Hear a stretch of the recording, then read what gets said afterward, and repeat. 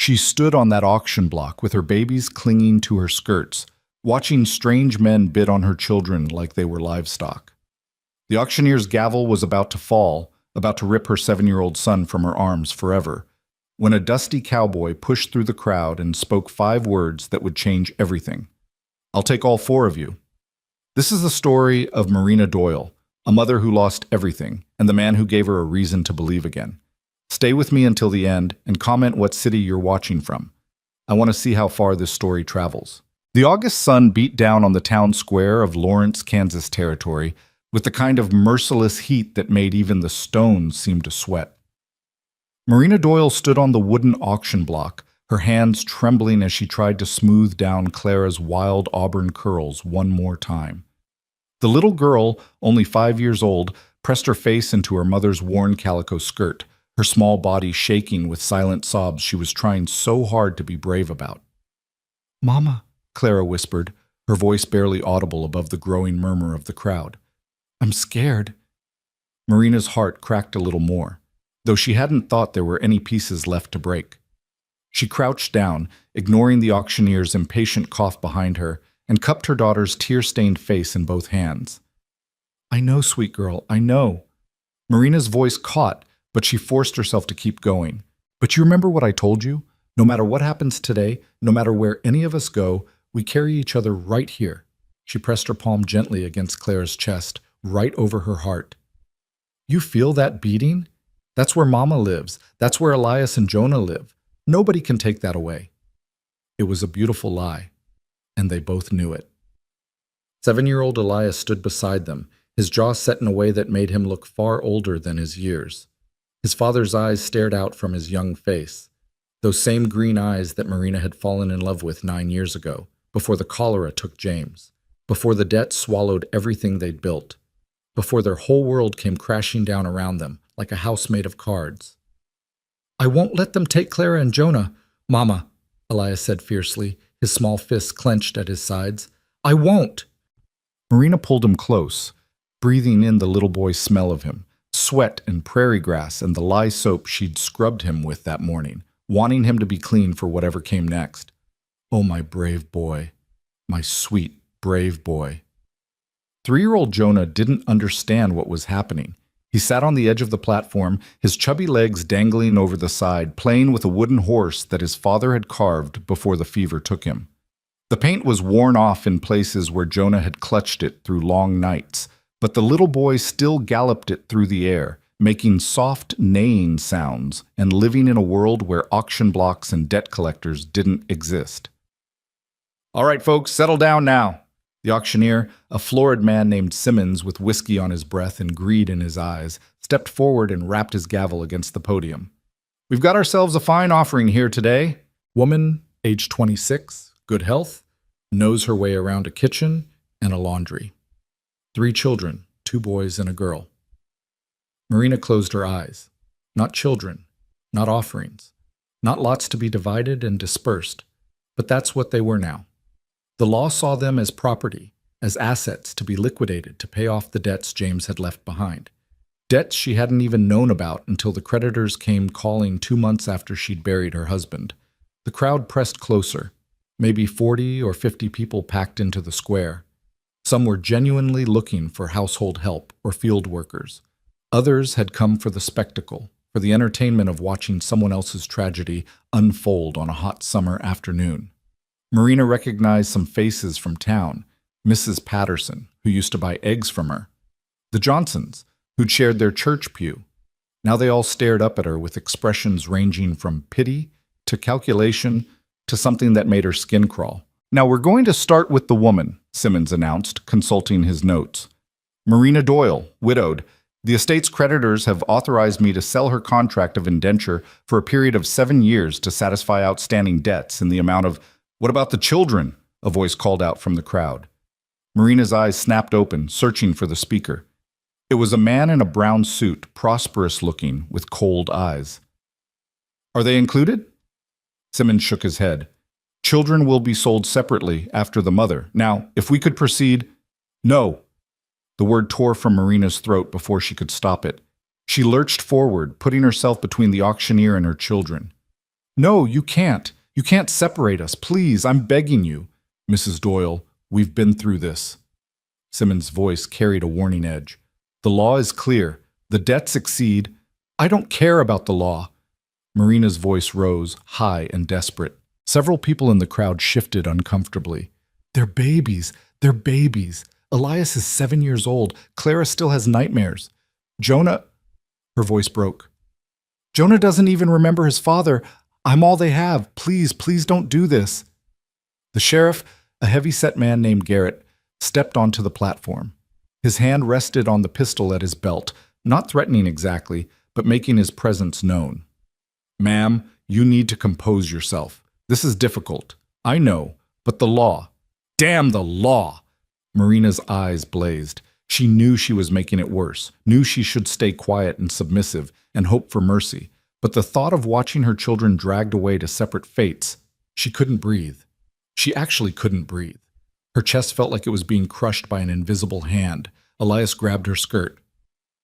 Mama, don't. You're scaring Jonah. She looked down and saw that it was true. Jonah had dropped his wooden horse and was staring up at her with huge, frightened eyes, his lower lip trembling. Clara was crying in earnest now, great hiccuping sobs that shook her whole body. Marina forced herself to take a breath, then another. She sank to her knees on the platform, gathering all three children into her arms, holding them as tightly as she could. This might be the last time. This might be the very last time she ever held them all together. I love you, she whispered fiercely into their hair. I love you more than the sky, more than the stars, more than every breath I've ever taken. Don't you ever forget that. Don't you ever... Mrs. Doyle? The sheriff's voice was gentler now, but firm. It's time. Two men stepped forward to help her to her feet. Their hands weren't rough, but they were insistent.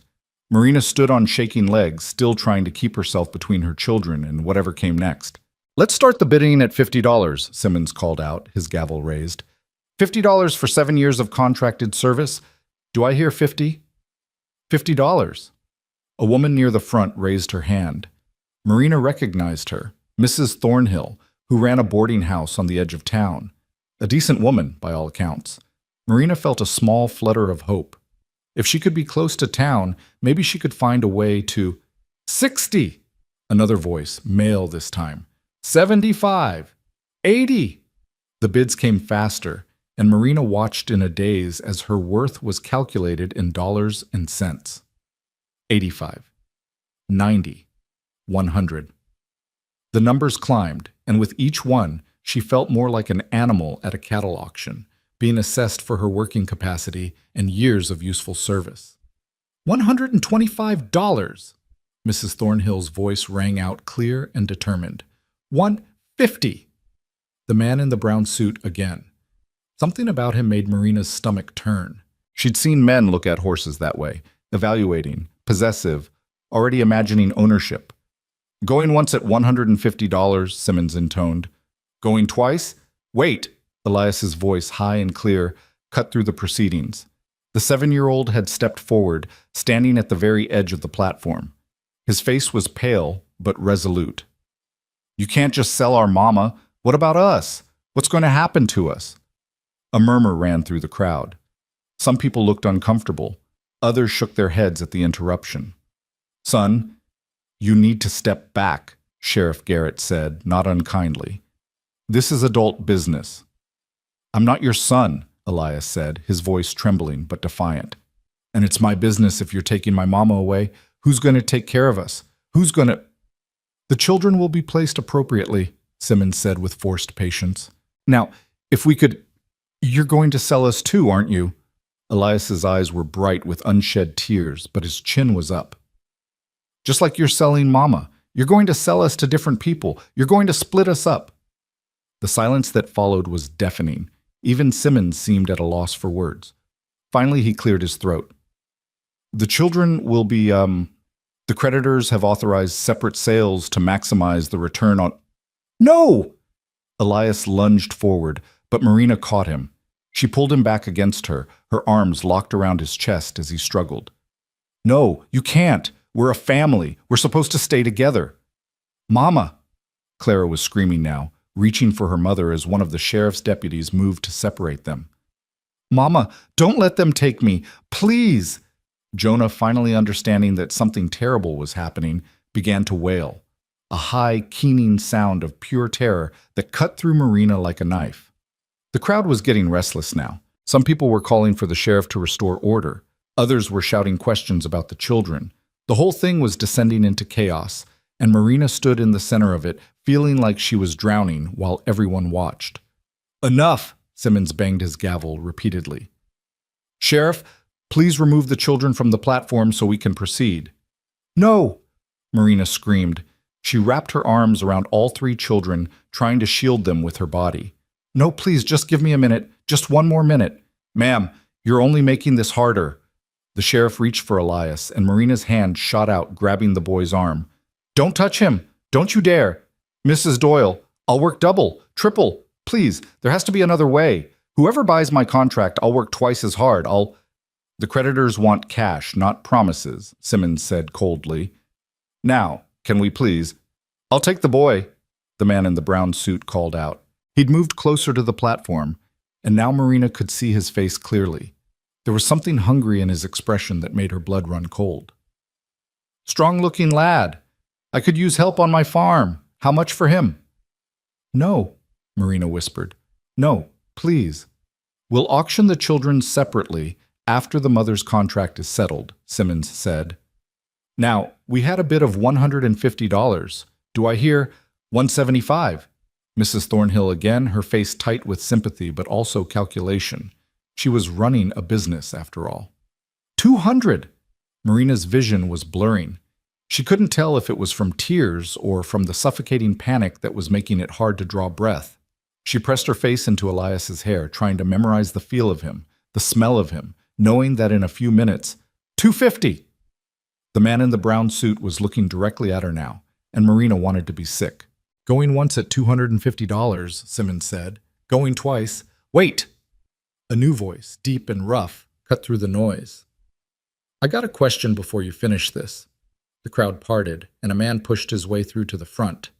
He was tall, over 6 feet, with broad shoulders and the kind of weathered, sun-dark skin that spoke of years spent outdoors.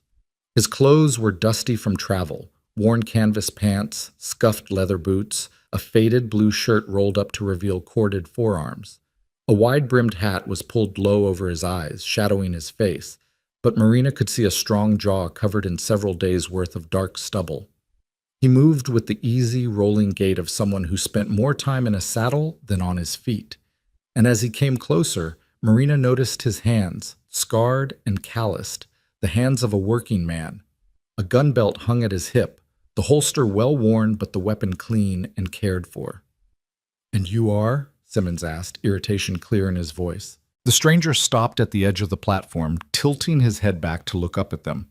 For just a moment, his eyes met Marina's, dark gray, like storm clouds, with something unreadable in their depths. "Calder Rhodes," the man said simply. "I'm a horse breeder, got a ranch about 15 miles north of here, and I got a question about your auction." "This isn't really the time—" "You're selling them separate," Calder said, his voice calm but carrying a weight that made people listen.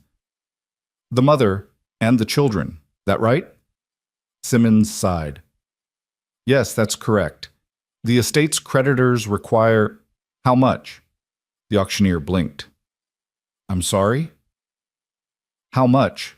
Calder repeated slowly. "For all 4 of them." A ripple of surprise moved through the crowd. Marina's breath caught. She stared at this stranger, this man who'd appeared out of nowhere, trying to understand what he was asking. "All 4? Simmons looked taken aback. "Well, The mother's contract is currently bid at $250. The children would be auctioned separately, so I couldn't say—" "Take a guess," Calder said. His hand rested on the platform's edge, relaxed but somehow commanding attention. "You're a numbers man. You know what they'd likely bring separately. So tell me, what's the total debt?" Simmons consulted his papers, his fingers trembling slightly. "The estate owes $412, but if we sell them separately, we could likely exceed that amount. The boy alone might bring—" "I'm not asking what you might get," Calder interrupted. I'm asking what the debt is. 412? Plus the auctioneer's fee, which is 10% of, so about 450, give or take. Calder's eyes hadn't left Marina's face. That cover everything? Pay off every creditor? Clear the whole debt? Well, yes, I suppose it would, but then here's my bid. Calder reached into his pocket and pulled out a leather pouch. He loosened the drawstring and poured a stream of coins onto the platform with a heavy clink of metal on wood. Gold coins glinted in the afternoon sun. $500, cash, for all four of them, the mother's contract and all three children. The crowd exploded into noise. People were shouting questions, pressing forward to get a better look. Marina's heart was hammering so hard she thought it might burst right out of her chest. She clutched her children tighter, afraid to hope, afraid to even breathe. Now hold on! The man in the brown suit pushed forward angrily. You can't just... The children haven't even been offered yet. I had a bid on the boy. And I'm making a bid on all of them, Calder said calmly. Before they're split up. That's legal, ain't it? He looked at the sheriff. Man can make a bid on what's being sold, can't he? Sheriff Garrett looked uncomfortable. Well, technically, I suppose if the creditors would accept... The creditors want their money, Calder said. I'm offering more than they're owed right here, right now. Gold coin, no promises, no payment plans, just cash. But the proper procedure... Simmons was floundering now, looking between the money, the crowd, and the sheriff. The proper procedure is to satisfy the debt, Calder said. There was steel beneath his calm tone now. That's what this is about, isn't it? Collecting what's owed? Well, I'm offering to clear the whole thing in one transaction. Seems to me that's the best outcome for everyone. It's irregular, Simmons protested. But is it illegal? Calder pressed. Because if it's just irregular, I don't really give a damn. Those creditors want their money or not. Simmons looked at the gold coins. $500 was a substantial sum, more than he'd expected to get from the four sales combined. The creditors would be satisfied and he'd get his percentage either way. After a long moment, he deflated slightly. I suppose I could send a runner to the primary creditor, get authorization, but I can't promise. You've got authorization right there, Calder gestured to the coins. That's more than enough to cover every debt and then some. What's left over goes to her. He nodded at Marina. For her and the children to start over with. Marina couldn't speak. She physically couldn't make words come out. This stranger, this man she'd never seen before, was offering to buy her freedom and keep her children with her? It couldn't be real. Things like this didn't happen, not in the real world, not to women standing on auction blocks watching their families get torn apart. Why? The word finally forced itself past her lips, barely more than a whisper. Why would you do this? Calder's eyes met hers again, and for a moment everyone else seemed to fade away. His expression was serious, honest, with something in it that Marina couldn't quite name. Because it's wrong, he said simply. Selling folks off separate when they belong together, it's wrong. I don't care what the law says. I don't care what the debts are. Some things are just wrong, and this is one of them. But you don't even know us, Marina said. Tears were streaming down her face now, though she barely noticed. We're strangers to you. Why would you? Don't have to know you to see that those babies need their mama, Calder said. And you need them. That's plain as day. So here's what's going to happen. He raised his voice, addressing the whole crowd now. I'm buying their freedom. All four of them. I'm offering enough to clear the debts and then some. And then I'm taking them to my ranch where they'll have a roof over their heads, food in their bellies, and nobody's going to separate them ever again. That acceptable to everyone? I want the boy. The man in the brown suit tried one more time, his face red with anger. I had a bid on... You don't get the boy, Calder said, and now his voice had gone cold, dangerous even. He turned to face the other man fully, and Marina saw his hand drift unconsciously toward the gun at his hip. You don't get any of them, because I just bought them all, unless you want to outbid $500 in cash? The man in the brown suit glared but said nothing. Clearly, he didn't have that kind of money. Anyone else? Calder looked around the crowd. Anyone else want to outbid me? Because I'll wait. But if not, let's get this done so these folks can get off this platform and stop being gawked at like animals. Simmons looked at the sheriff. The sheriff looked at the coins. After a moment, he nodded slowly. "I think we can make this work," Sheriff Garrett said. "The debt gets paid, the creditors are satisfied, and—" He glanced at Marina and the children, and something like relief crossed his face. "And the family stays together. I'll stand as witness that this was done legal and proper." "Fine," Simmons threw up his hands. "Fine. Let the record show that Calder Rhodes purchased the contracted servitude of Marina Doyle and custody of her 3 minor children for the sum of $500 to be paid in full immediately. Does anyone contest this sale?" The crowd was silent. Even the man in the brown suit had slunk back, muttering under his breath. "Then it's settled." Simmons banged his gavel. "Sold to Mr. Rhodes."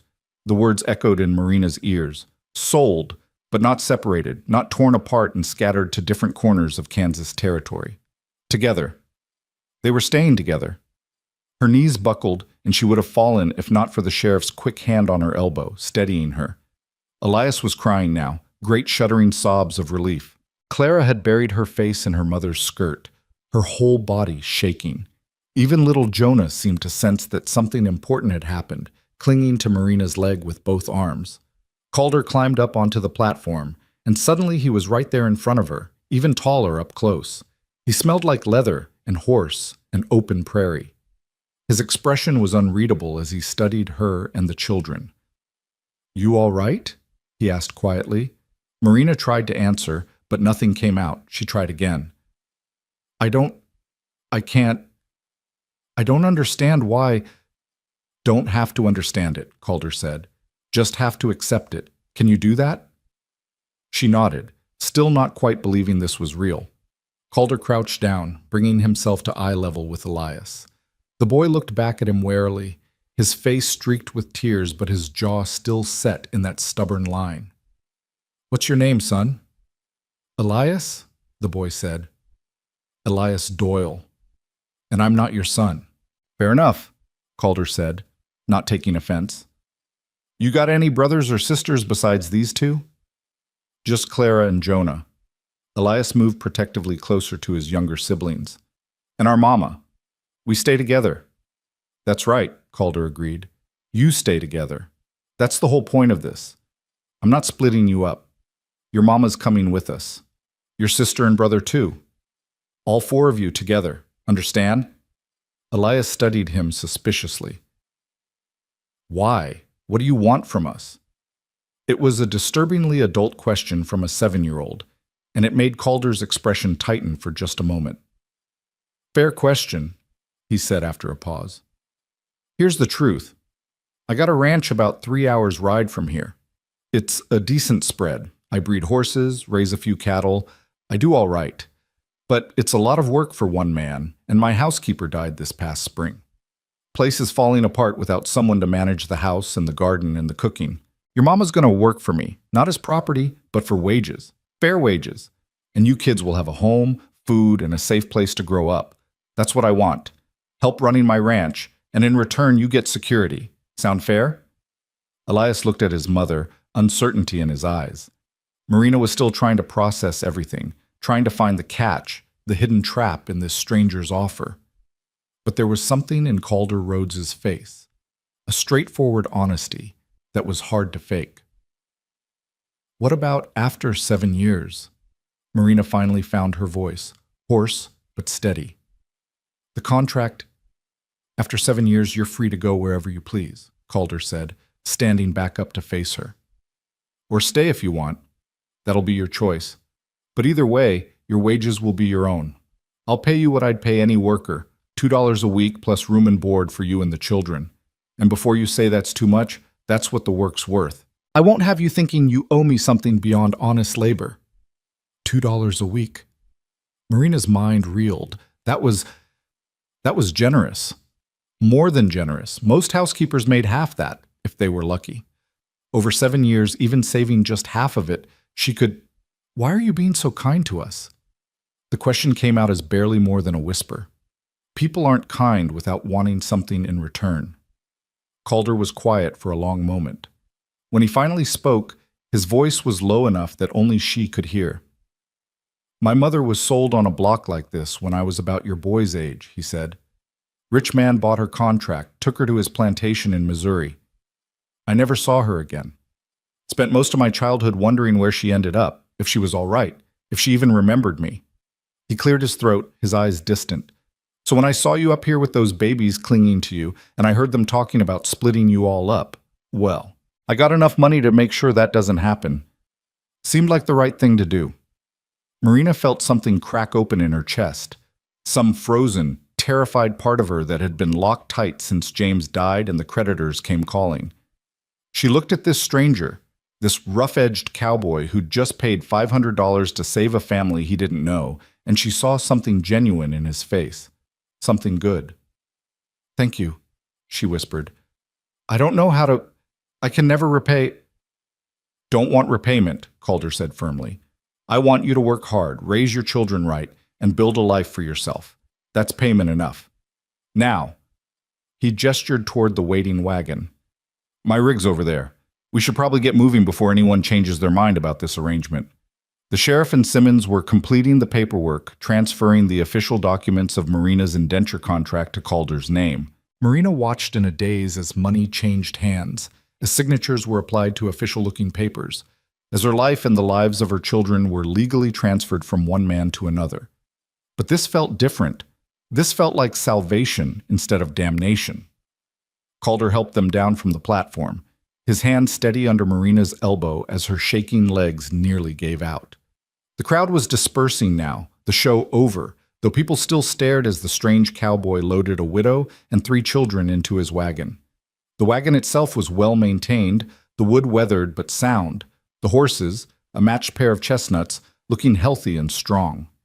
There was a canvas cover stretched over a framework of bent wood, providing shade, and Calder had already laid out blankets in the back.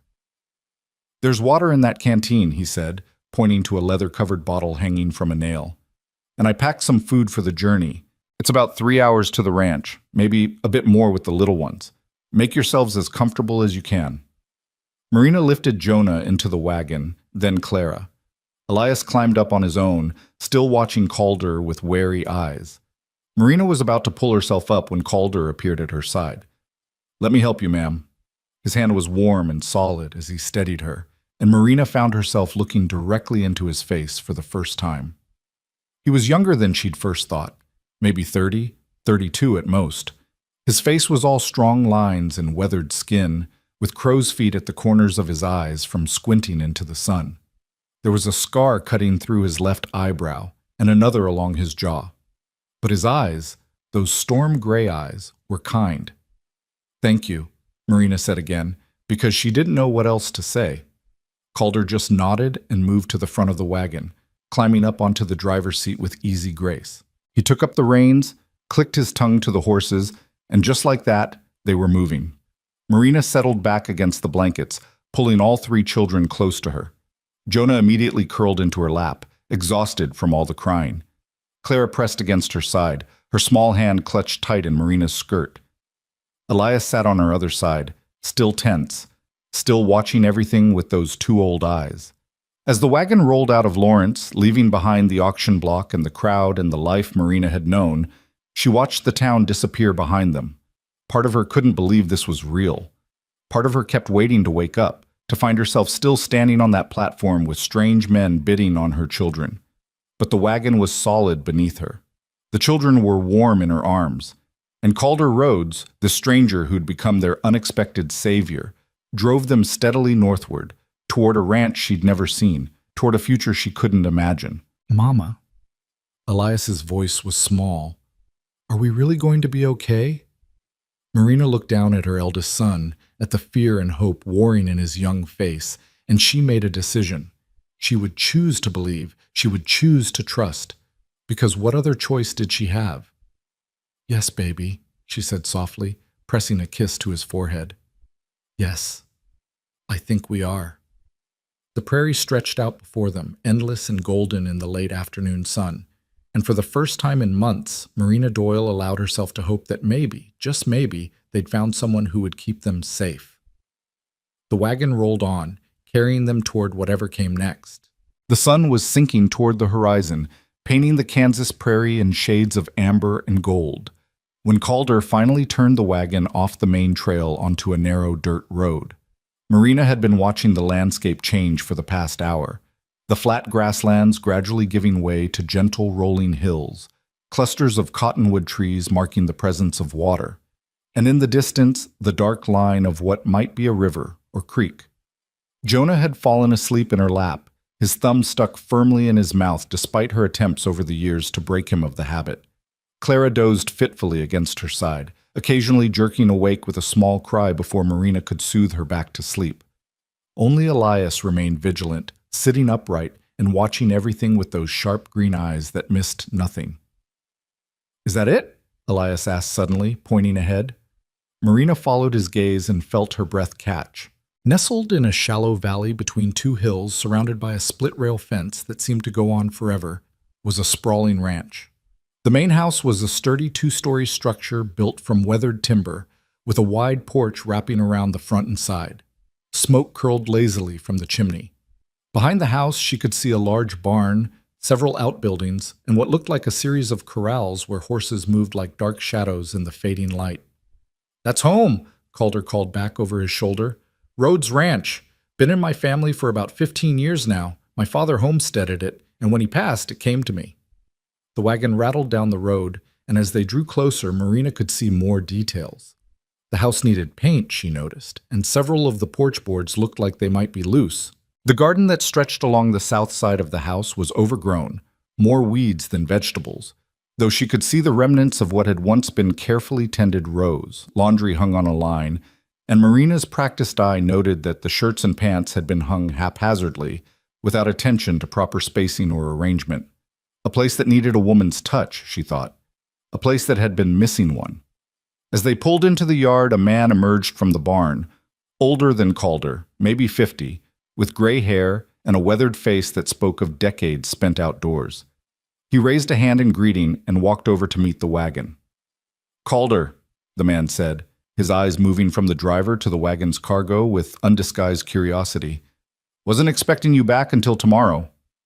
"Plans changed, Dutch." Calder set the brake and climbed down, stretching his back with an audible crack. "Found what I needed in Lawrence sooner than expected."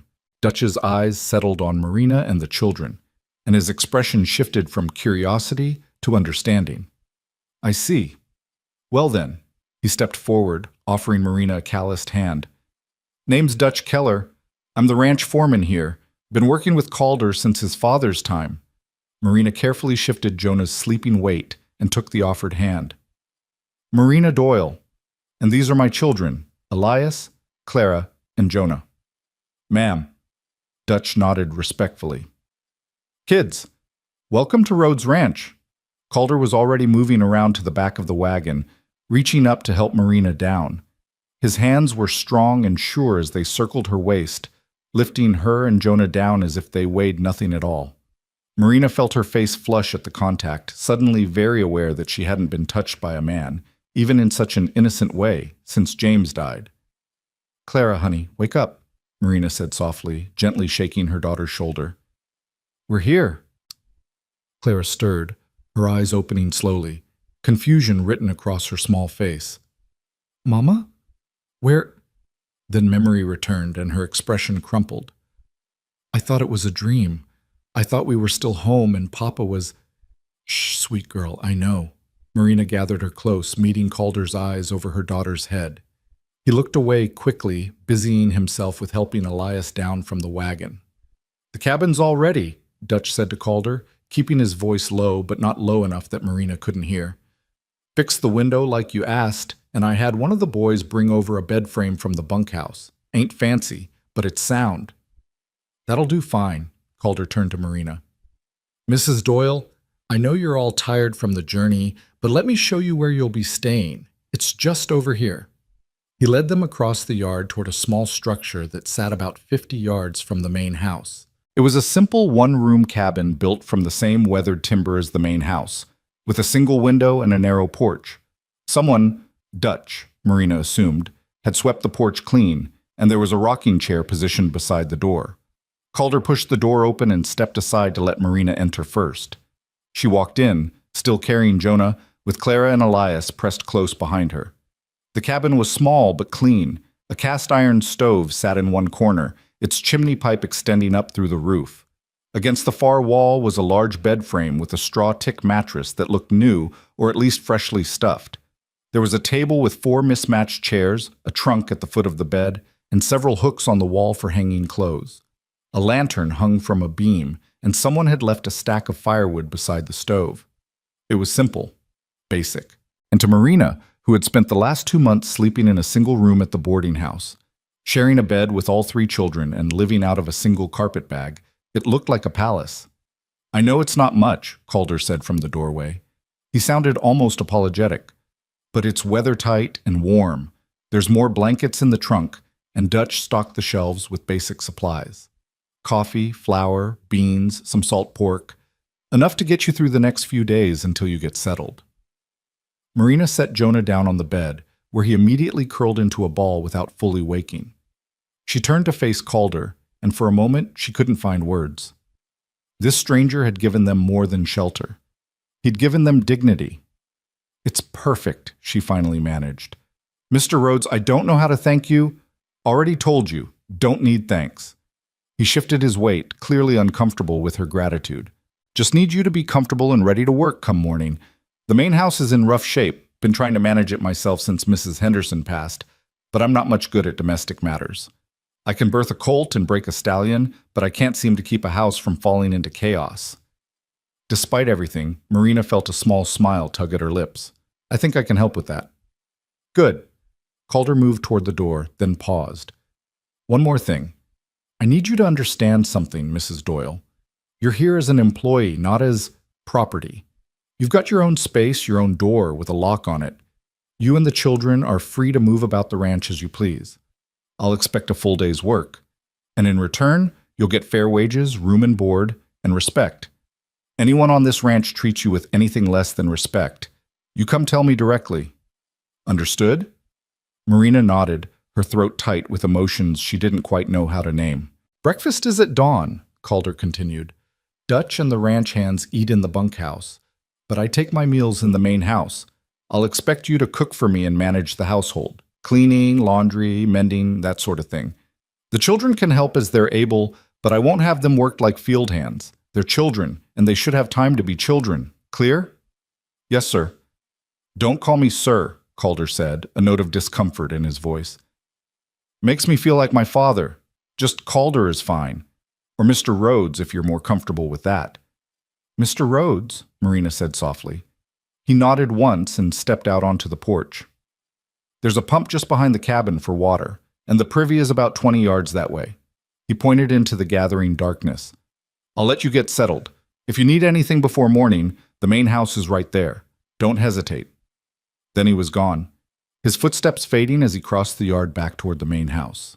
Marina stood in the doorway watching him go, trying to make sense of the strange turn her life had taken. "Mama?" Elias's voice was small. "Is this really where we're going to live?" Marina looked down at her son, saw the exhaustion and uncertainty in his young face, and made a decision. She would not burden these children with her own fears and doubts. They'd been through enough. "Yes, baby, this is home now." She ran her hand through his hair, smoothing down the cowlick that never would stay flat. "What do you think?" Elias walked slowly around the cabin, examining everything with careful attention. He tested the sturdiness of the table, checked the latch on the door, and peered into the trunk at the foot of the bed. Finally, he turned back to his mother. "It's bigger than where we were staying in town," he said carefully. "And it smells better. Less like other people's cooking and more like wood and grass." "That's the prairie you're smelling," Marina said. "Clean air and open space." Clara had been exploring too, though her investigation was less practical than her brother's. She'd discovered a small shelf beside the stove where someone had left a few basic dishes and cups. Now she stood on tiptoe, running her fingers along the edge of a blue-rimmed plate. "Mama, can this be my special plate?" she asked. "It has flowers painted on it, see?" Marina came over to look. The plate was simple earthenware with a crude but cheerful pattern of daisies around the rim. "I think that would be lovely, sweet girl. We'll use it for your breakfast tomorrow." "Really?" Clara's face lit up with the first genuine smile Marina had seen from her in months. "My very own plate. Your very own plate." It was such a small thing, Marina thought. A chipped plate with fading flowers. But to Clara, who had owned nothing but the dress on her back and a single rag doll for the past 2 months, it was treasure. The next few hours passed in a blur of activity. Marina got a fire going in the stove and heated water for washing. She found soap and clean rags in the trunk and gave each of the children a thorough scrubbing, washing away the dust of the journey and the terror of the day. She braided Clara's hair and checked Elias for ticks. She changed Jonah into the one clean nightshirt he owned and settled him properly in the bed. By the time full darkness had fallen, all 3 children were tucked into the bed together, clean and fed on the salt pork and beans Marina had prepared. They looked so small in that big bed, huddled together the way they'd learned to do in the cramped quarters of the boarding house. Marina stood by the stove, watching them sleep, and allowed herself to feel the full weight of the day. Her hands were shaking, she realized. They'd been shaking since she climbed down from that auction block, but she'd been too focused on the children to notice. Now, in the quiet darkness of the cabin, the trembling spread through her whole body. She could have lost them. Dear God, she'd been minutes, seconds, away from watching Elias dragged away to that man's farm, from seeing Clara and Jonah sold to strangers, from being separated from her babies forever. The thought made her knees weak, and she had to grip the edge of the table to keep from sinking to the floor. A knock at the door made her jump. She pressed a hand to her racing heart and moved to answer it, expecting to see Calder. Instead, a young man stood on the porch, maybe 18 or 19, with a shock of red hair and a friendly, freckled face. "Evening, ma'am," he said, pulling off his hat respectfully. "Name's Tommy. I'm one of the ranch hands. Mr. Rhodes sent me over with these." He held out a basket covered with a checkered cloth. Marina took the basket and peeked under the cloth. Inside were fresh eggs, a loaf of bread that was still warm, a crock of butter, and a small jar of preserves. "Mr. Rhodes said to tell you this is for your breakfast," Tommy continued, "and that if you need anything at all, any of us boys would be happy to help. We're in the bunkhouse, that long building just past the barn." "Thank you," Marina said, her voice unsteady. "That's very kind." Tommy shuffled his feet, looking uncomfortable. We're glad you're here, ma'am. Place has been falling apart without someone to manage the house. And those are cute kids you got. Saw the little one earlier, fast asleep in the wagon. Reminded me of my little brother back home." He clapped his hat back on his head and disappeared into the darkness before Marina could respond. She closed the door and leaned against it, staring at the basket in her hands. Everywhere she turned, she found kindness. It was disorienting after months of suspicion and judgment, of townspeople who'd looked at her with pity at best and contempt at worst. Marina set the basket on the table and allowed herself, finally, to cry. She pressed her hands over her mouth to muffle the sound, not wanting to wake the children and let the tears come. Fear and relief and exhaustion and desperate, fragile hope all poured out of her in silent, shaking sobs. When she finally had no tears left, she washed her face with the cold water from the basin and looked around the cabin again. Tomorrow would come soon enough, and with it, work. Hard work, from the sound of it. But for tonight, they were safe. They were together. And that was enough. Marina changed into her nightdress, checked on the children one more time, and climbed into the bed beside them. The straw-tick mattress rustled beneath her weight, and Jonah immediately rolled over to press against her side, seeking warmth even in sleep. She gathered him close, feeling Clara's small hand find hers in the darkness, and closed her eyes. She didn't expect to sleep, but exhaustion claimed her almost immediately, pulling her down into deep, dreamless darkness. Dawn came too early, announced by a rooster somewhere in the yard, and the sound of men's voices as the ranch hands made their way to the bunkhouse for breakfast. Marina woke with a start, momentarily disoriented before memory returned. The cabin. The ranch. Calder Rhodes and his impossible kindness. She slipped carefully out of bed, not wanting to wake the children yet, and dressed quickly in her work dress. A plain gray cotton that had seen better days but was at least clean and mended. She pinned up her hair, splashed cold water on her face, and started a fire in the stove. By the time the children began stirring, she had coffee brewing and eggs cooking. The bread from last night made perfect toast when held over the open flame of the stove, and with butter and preserves, it was better than anything they'd eaten in months. "Morning, Mama," Elias said sleepily, climbing out of bed and padding over to the table in his bare feet. "Smells good." "Morning, baby. Wash your face and hands, then come eat." They ate quickly, the children wolfing down their food with the appetite of youth. Marina barely tasted her own breakfast, too nervous about the day ahead. What if she couldn't meet Calder's expectations? What if the work was too much? What if he realized he'd made a mistake and... She forced herself to stop that line of thinking. One day at a time, one task at a time. That was how she'd survived the past few months, and that was how she'd survived this too. A knock at the door came just as they were finishing. Marina opened it to find Dutch standing on the porch, his hat in his hands. "Morning, Mrs. Doyle. Calder wanted me to show you around the main house this morning, explain where things are and what needs doing. The children are welcome to come along or stay here, whatever you think best." "They'll come with me," Marina said immediately. She wasn't ready to let them out of her sight, not yet. Maybe not ever again. Dutch led them across the yard to the main house. Up close, Marina could see just how much work the place needed.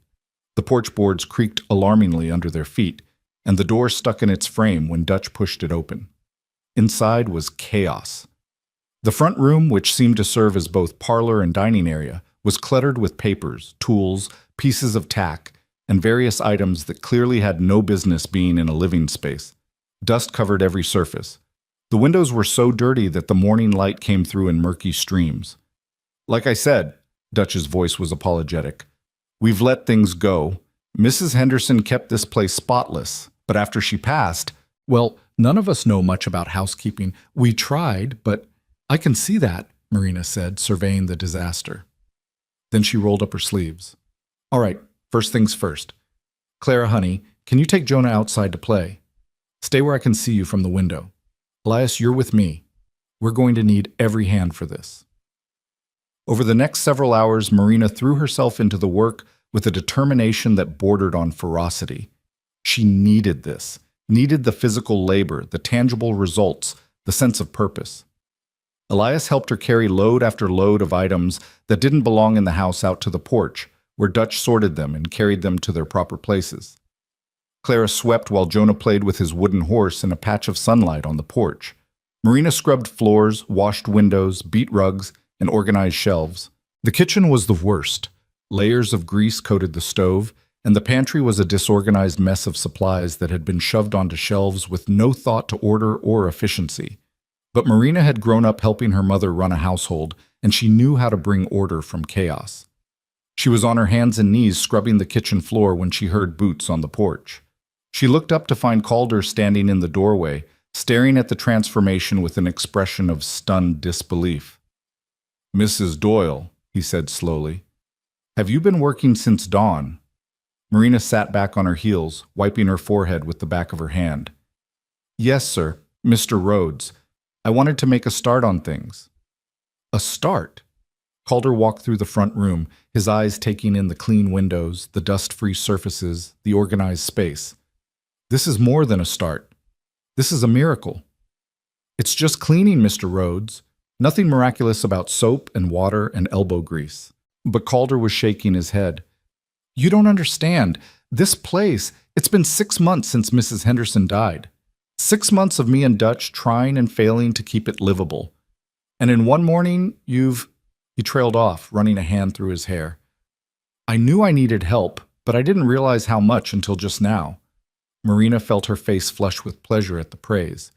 "There's still much to do. The pantry needs a complete overhaul, and I noticed the garden is in terrible shape, but it's a start." "It's more than that." Calder looked at her, really looked at her, and Marina saw something in his expression that she couldn't quite name. Respect, maybe, or appreciation. "Thank you." "You're paying me to do this," Marina pointed out. "No thanks necessary." "Maybe so, but I'm thanking you anyway." He glanced toward the window where Clara and Jonah were playing in the yard. "Your children, they doing all right?" "As well as can be expected, I think. They're resilient. That boy of yours, Elias, he's got a good head on his shoulders. Found him earlier helping Dutch fix a fence post. Didn't have to be asked, just saw what needed doing and did it. Pride swelled in Marina's chest. He's always been that way, tries to help carry the weight, even when he's too young to understand what that weight is. Well, he's welcome to help around the ranch if he wants. We've got plenty of light work that would suit a boy his age. Might be good for him. Give him something to focus on besides. Calder gestured vaguely, clearly not wanting to say, besides watching his mother almost lose everything on an auction block. I think he'd like that, Marina said softly. He's been cooped up for too long. He needs space to run and work to do.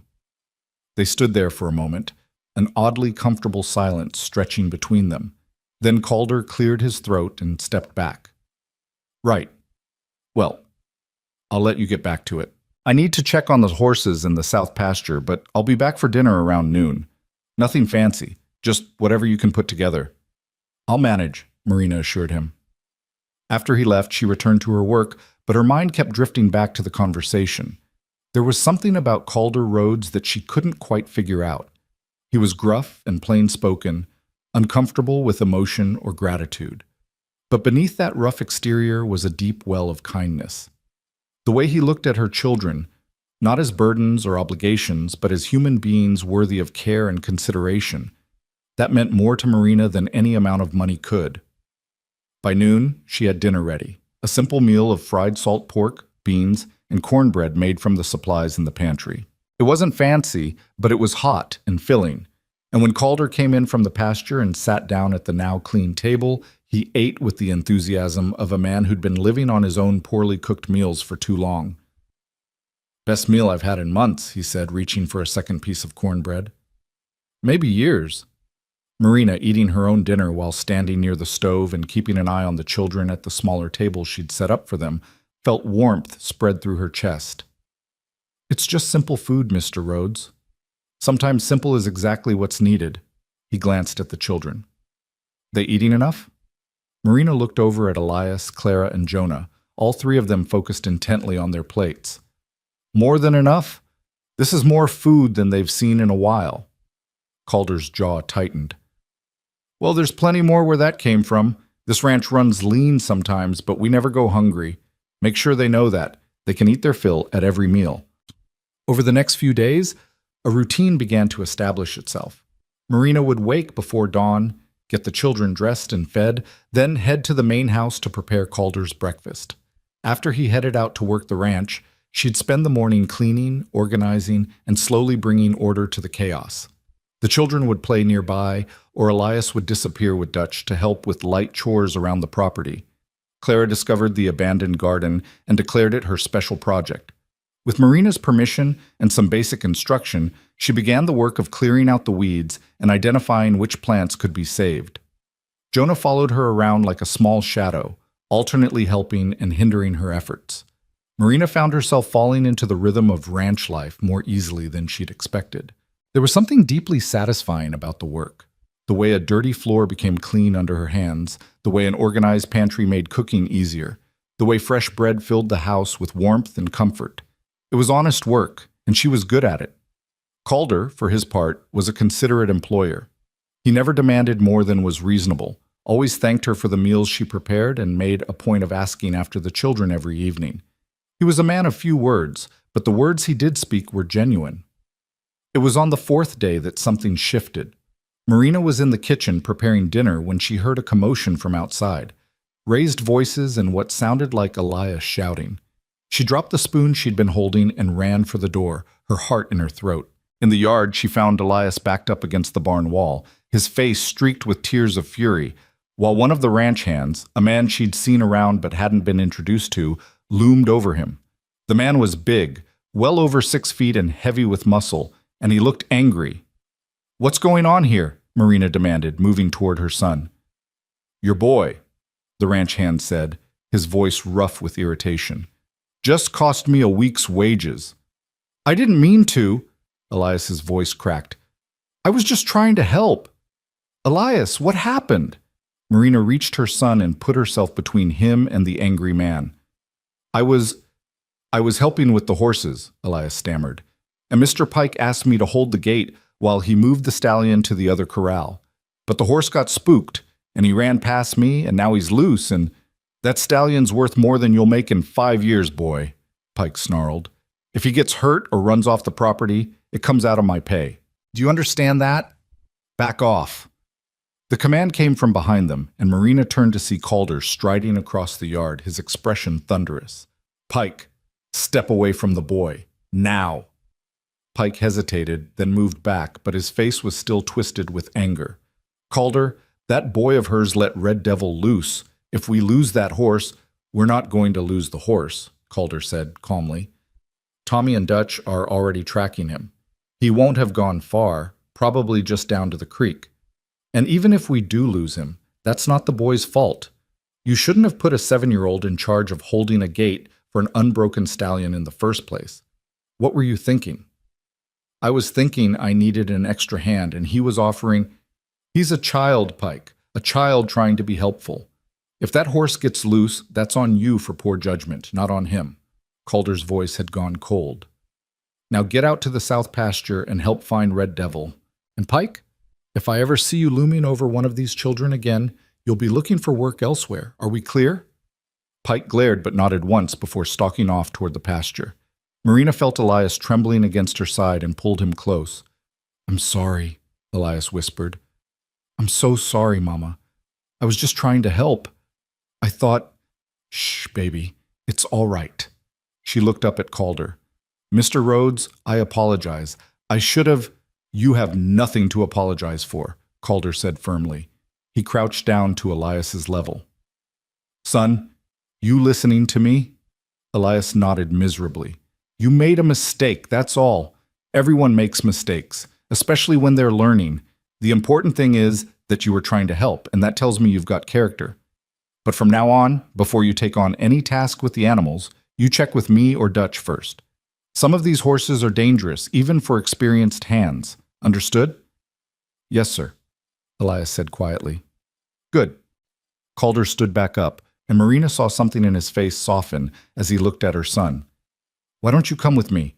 We'll go check on the chickens. That's a job that's hard to mess up, and we need someone to collect the eggs anyway. Your mama could probably use them for baking.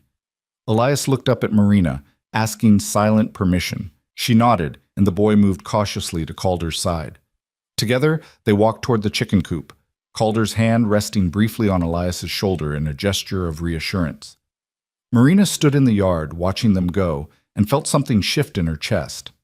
This man, this rough, plain-spoken cowboy who'd bought them off an auction block, was treating her son with more kindness and patience than his own father had sometimes managed. James had loved his children, but he'd been stern, quick to judge, and slow to forgive mistakes. Calder was different. Harder on the outside, perhaps, but with a gentleness at his core that he tried to hide. That night, after the children were asleep and the cabin was quiet, Marina sat in the rocking chair on the porch and let herself think about the future for the first time in months. 7 years of her contract stretched ahead. 7 years of working on this ranch, raising her children in this small cabin, seeing Calder Rhodes every day. It should have felt like a prison sentence. Instead, sitting there in the warm darkness with the sound of crickets singing in the grass and the stars bright overhead, it felt like the first real home she'd had since James died. And that realization, more than anything else that had happened in the past few days, terrified her. Because Marina Doyle had learned the hard way that good things didn't last, that safety was an illusion, that trusting someone, anyone, was a luxury she couldn't afford. But as she sat there in the darkness, listening to the peaceful sounds of the ranch settling in for the night, she found herself wanting to believe, wanting to trust, wanting to hope that maybe, just maybe, they'd finally found a place where they could heal. Inside the cabin, Jonah cried out in his sleep, and Marina went to him, soothing him back to dreams. Tomorrow would bring more work, more challenges, more opportunities to prove herself. But for tonight, they were safe. And for now, that was enough. The weeks passed with the swiftness that surprised Marina. June melted into July, and the Kansas summer settled over the ranch like a heavy blanket, bringing with it long days of work and longer evenings filled with the sound of cicadas and the children's laughter. The cabin that had seemed so strange on that first night now felt familiar, lived in, and the rhythms of ranch life had become as natural as breathing. Clara's garden was flourishing under her devoted attention. The little girl would spend hours crouched among the rows, her dress stained with dirt, carefully tending to the tomato plants and beans and squash that were finally beginning to produce. She'd created a small scarecrow from straw and old clothes that Calder had given her, and she'd named it Mr. Friendly, because, as she explained seriously to her mother, he needs to be nice to the birds even while he's scaring them away, Mama. Otherwise it's just mean. Elias had become Dutch's shadow, following the older man around the ranch and soaking up everything he could learn about horses and cattle and the 100 small tasks that kept a ranch running. The incident with Red Devil, who had been found peacefully drinking from the creek and returned to his corral without incident, had made Elias more cautious, but it hadn't dampened his eagerness to help. If anything, he seemed determined to prove himself, to show that he could be trusted with responsibility. Even Jonah was thriving. The little boy who had spent months cooped up in a single room at the boarding house now ran wild through the ranch yard, his face tanned and his legs growing strong from constant motion. He followed Clara around the garden, helped his mother gather eggs from the chicken coop, and had developed an absolute fascination with the horses that sometimes worried Marina. More than once, she'd found him standing at the corral fence, his small hands stretched through the rails, trying to touch the massive animals on the other side. Marina herself had transformed the main house. What had been chaos was now order, every room scrubbed clean, every surface organized, every window sparkling in the sunlight. She'd mended the curtains, beaten the rugs until they were nearly their original colors, and polished the furniture until it gleamed. The pantry was a marvel of efficiency, every ingredient labeled and stored properly, and her bread, which she baked fresh every other day, had become something of a legend among the ranch hands. Calder never said much about the changes, but Marina had learned to read the small signs of his approval, the way he paused in the doorway of the front room, his eyes taking in the transformation, the satisfied sound he made when he bit into a piece of her fried chicken, the fact that he'd started taking his evening coffee on the porch instead of retreating immediately to his room, as if he finally found the house comfortable enough to linger in. They'd fallen into an easy routine, the two of them. Marina would have his breakfast ready at dawn, they'd exchange a few words about the day's plans, and then he'd disappear into the work of running the ranch. She'd spend the day managing the household, preparing meals, and keeping an eye on the children. In the evening, they'd share dinner, Calder at the main table, Marina and the children at the smaller one she'd set up near the kitchen, and then he'd head out to check on the animals one more time while she cleaned up and got the children ready for bed. It was a professional relationship, proper and distant, and Marina told herself that was exactly how it should be. She was his employee. He was her employer. The fact that she'd started noticing things about him, the way his eyes crinkled when he smiled, rare as that was, or the gentle patience he showed with her children, or the sound of his voice in the evening when he'd stop by the garden to compliment Clara on her work, none of that mattered. None of that could matter. But then came the storm. It started on a Tuesday afternoon in late July, when the air turned thick and strange, pressing down on the ranch like a physical weight. Marina had been hanging laundry on the line behind the cabin when she noticed the sky to the west turning an odd greenish-gray color. The wind, which had been blowing steadily all morning, suddenly died to nothing, leaving an eerie stillness that made her skin prickle with instinctive alarm. "Elias," she called, scanning the yard. "Clara! Jonah! Come here right now!" The children appeared from various corners of the ranch, responding to the urgency in her voice. Elias came running from the barn. Clara emerged from her garden with dirt on her hands, and Jonah toddled over from where he'd been playing with his wooden horse near the porch. "What's wrong, Mama?" Clara asked, looking up at the strange sky with wide eyes. "I'm not sure, sweet girl, but I think—" "Storm coming!" Dutch's voice rang out across the yard. Marina turned to see him hurrying toward them, his face tight with concern.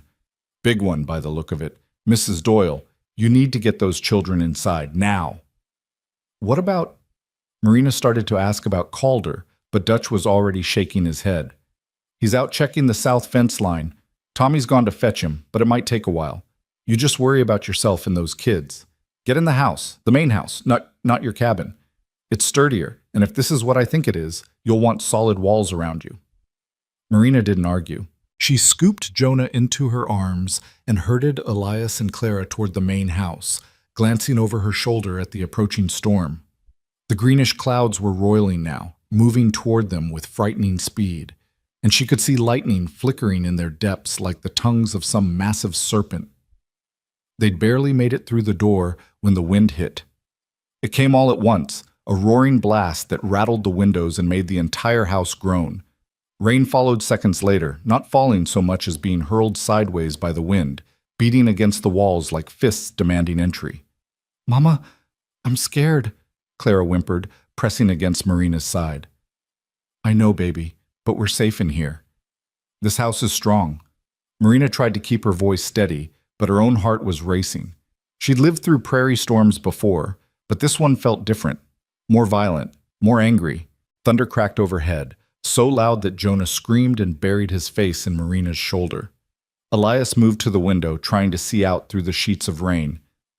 "Don't stand by the window," Marina said sharply. "Come away from there, Elias."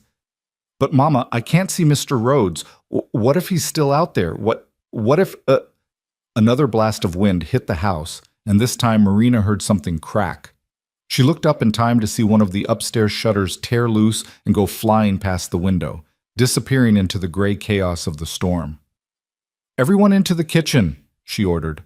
"Away from the windows, now." They huddled together in the kitchen, which sat at the center of the house with only one small window. Marina pulled the children close, wrapping her arms around all three of them while the storm raged outside. The wind howled like a living thing, and the rain hammered at the walls with such force that she could feel the vibrations through the floor. Minutes passed like hours. Clara was crying silently, her face pressed into Marina's dress. Jonah had gone very still and quiet, which worried her more than tears would have. Even Elias, trying so hard to be brave, was trembling. Then, through the roar of the storm, Marina heard a new sound, the crack of splitting wood, followed by a tremendous crash that shook the entire house. Something had given way, though she couldn't tell what. "Mama!" Elias's voice was high with fear. "What was that?" "I don't know, baby. Just hold on. Just hold on to me." The kitchen door burst open, and Marina's scream caught in her throat as a figure stumbled through, soaking wet, streaming water, but blessedly, wonderfully familiar. Calder. He slammed the door shut behind him, bracing his weight against it as the wind tried to tear it open again. His hair was plastered to his head, his clothes were drenched, and there was a cut on his forehead that was bleeding steadily, mixing with the rain on his face. "Mr. Rhodes!" Marina started to rise, but he held up a hand. "Stay where you are. Keep the children down." His voice was steady despite the blood and the chaos.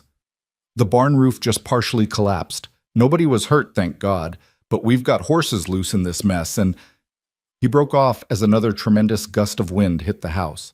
This time, Marina heard glass shatter somewhere upstairs. "Is it a tornado?" Elias asked, his voice barely audible over the storm. "Don't know for sure," Calder said, moving away from the door now that it seemed secure. "But it's bad enough that we're staying put until it passes. Dutch and the boys are securing what they can, but mostly we're just riding it out at this point." He crossed to where Marina sat with the children and crouched down, bringing himself to their eye level. His storm-gray eyes were calm despite everything, and Marina felt some of her own panic ease just from his presence. "You kids doing all right?" he asked gently. "I'm scared," Clara whispered. "That's smart," Calder said. "Fear's just your body's way of telling you to pay attention. Nothing wrong with being scared as long as you don't let it make you stupid. And you're all being very brave, staying calm, and listening to your mama. That's good." "You're bleeding," Elias pointed out, staring at the cut on Calder's forehead. "Am I?" Calder touched his head and looked surprised at the blood on his fingers. "Must have caught a branch on the way back. Mrs. Doyle, you got anything I could—" But Marina was already moving. She settled Jonah into Elias's arms and crossed to the kitchen basin, grabbing a clean cloth and wetting it. When she returned to Calder, she hesitated for just a moment before reaching up to dab at the cut.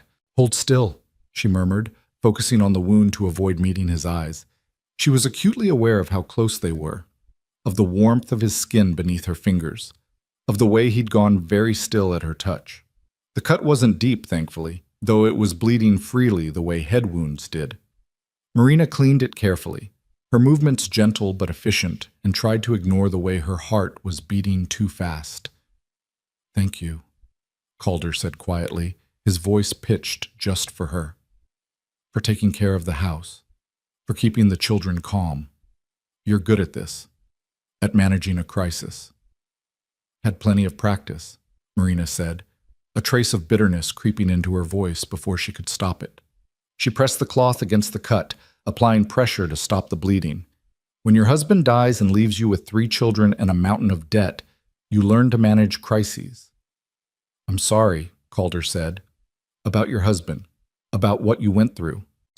Marina met his eyes then, and something in his expression made her throat tighten. Sympathy, yes, but also understanding. This man knew what loss looked like. He'd lived through his own. It's past, she said softly. We survived. That's what matters. Surviving isn't the same as living. The words hung between them, weighted with meaning Marina wasn't quite ready to examine. She pulled the cloth away from his forehead and inspected the cut. The bleeding had slowed. You'll live, she said, trying to lighten the moment, though you're going to have a nasty bruise. Won't be my first. Calder's lips quirked in what might have been the ghost of a smile. Then his expression sobered as another gust of wind rattled the house. Storm's not letting up. We might be here a while. They were there for 3 hours. 3 hours of huddling in the kitchen while the storm tore across the prairie with savage fury. 3 hours of wind and rain and thunder that seemed to shake the very foundations of the earth. 3 hours during which Marina learned things about Calder roads that she hadn't known before. He was good with the children, for one thing. When Jonah grew restless and frightened, Calder distracted him with a story about a legendary horse that could outrun the wind. When Clara started crying again, he pulled a slightly battered peppermint stick from his pocket. Where he'd gotten it, Marina had no idea, and gave it to her with such solemnity that she stopped mid-sob. When Elias peppered him with worried questions about the horses and the ranch, he answered each one honestly but reassuringly, treating the 7-year-old like his concerns were valid and important. And he was kind. Marina had known that already, of course. You didn't buy a widow and her 3 children off an auction block if you weren't fundamentally kind, but she saw it again in the small gestures. The way he positioned himself between the children and the windows, as if his body could shield them from harm. The way he kept his voice calm and steady, even when she could see the worry in his eyes. The way he met her gaze across the children's heads and gave her small nods of encouragement, as if to say, "You're doing fine. We're going to be all right." By the time the storm finally began to ease, moving off to the east with the last few rumbles of thunder, Marina felt wrung out and exhausted. But they were safe. They were all safe. "I need to go check on the damage," Calder said, rising stiffly from where he'd been sitting on the floor. "Make sure none of the animals are hurt. See what we lost. You and the children should stay here until I come back and tell you it's safe to go outside. There might be debris everywhere, and I don't want anyone stepping on a nail or cutting themselves on broken wood." "Be careful," Marina said, then felt foolish for saying it. Of course he'd be careful. But Calder just smiled, a real smile this time, warm and genuine. "Yes, ma'am." After he left, Marina got the children settled in the front room and went to assess the damage to the house itself. Several windows were broken, rain had gotten in and soaked the floors upstairs, and there would be a lot of cleanup to do. But the structure was sound. They'd weathered the storm. An hour later, Calder returned with Dutch and 2 of the ranch hands. His face was grim. "How bad?" Marina asked, meeting him at the door. "Could be worse. The barn roof needs repair, and we lost part of the fence around the north pasture. Found most of the horses. They'd taken shelter in the trees down by the creek, but..." He paused, his jaw tight. "Mrs. Henderson's old house, the one that's been empty since she passed. It's gone. Storm just tore it apart." "Oh no," Marina breathed. "Yeah." Calder ran a hand through his still damp hair. "We're going to be doing repairs for weeks. But nobody was hurt, and that's what matters. The rest is just work." Over the next few days, the ranch buzzed with activity as everyone pitched in to repair the storm damage. Marina found herself working alongside the men, hauling debris, holding boards steady while they hammered, and generally making herself useful wherever she could. The children helped too, Elias carrying tools, Clara bringing water to the workers, even Jonah collecting the bent nails that could be straightened and reused. Marina watched Calder through those days with growing respect. He worked harder than anyone, often laboring from dawn until long past dark, his hands becoming torn and blistered despite the calluses that already marked them. But he never complained, never snapped at anyone in frustration, and always made sure to thank each person for their help. He was a good leader, she realized. The kind of man others wanted to follow.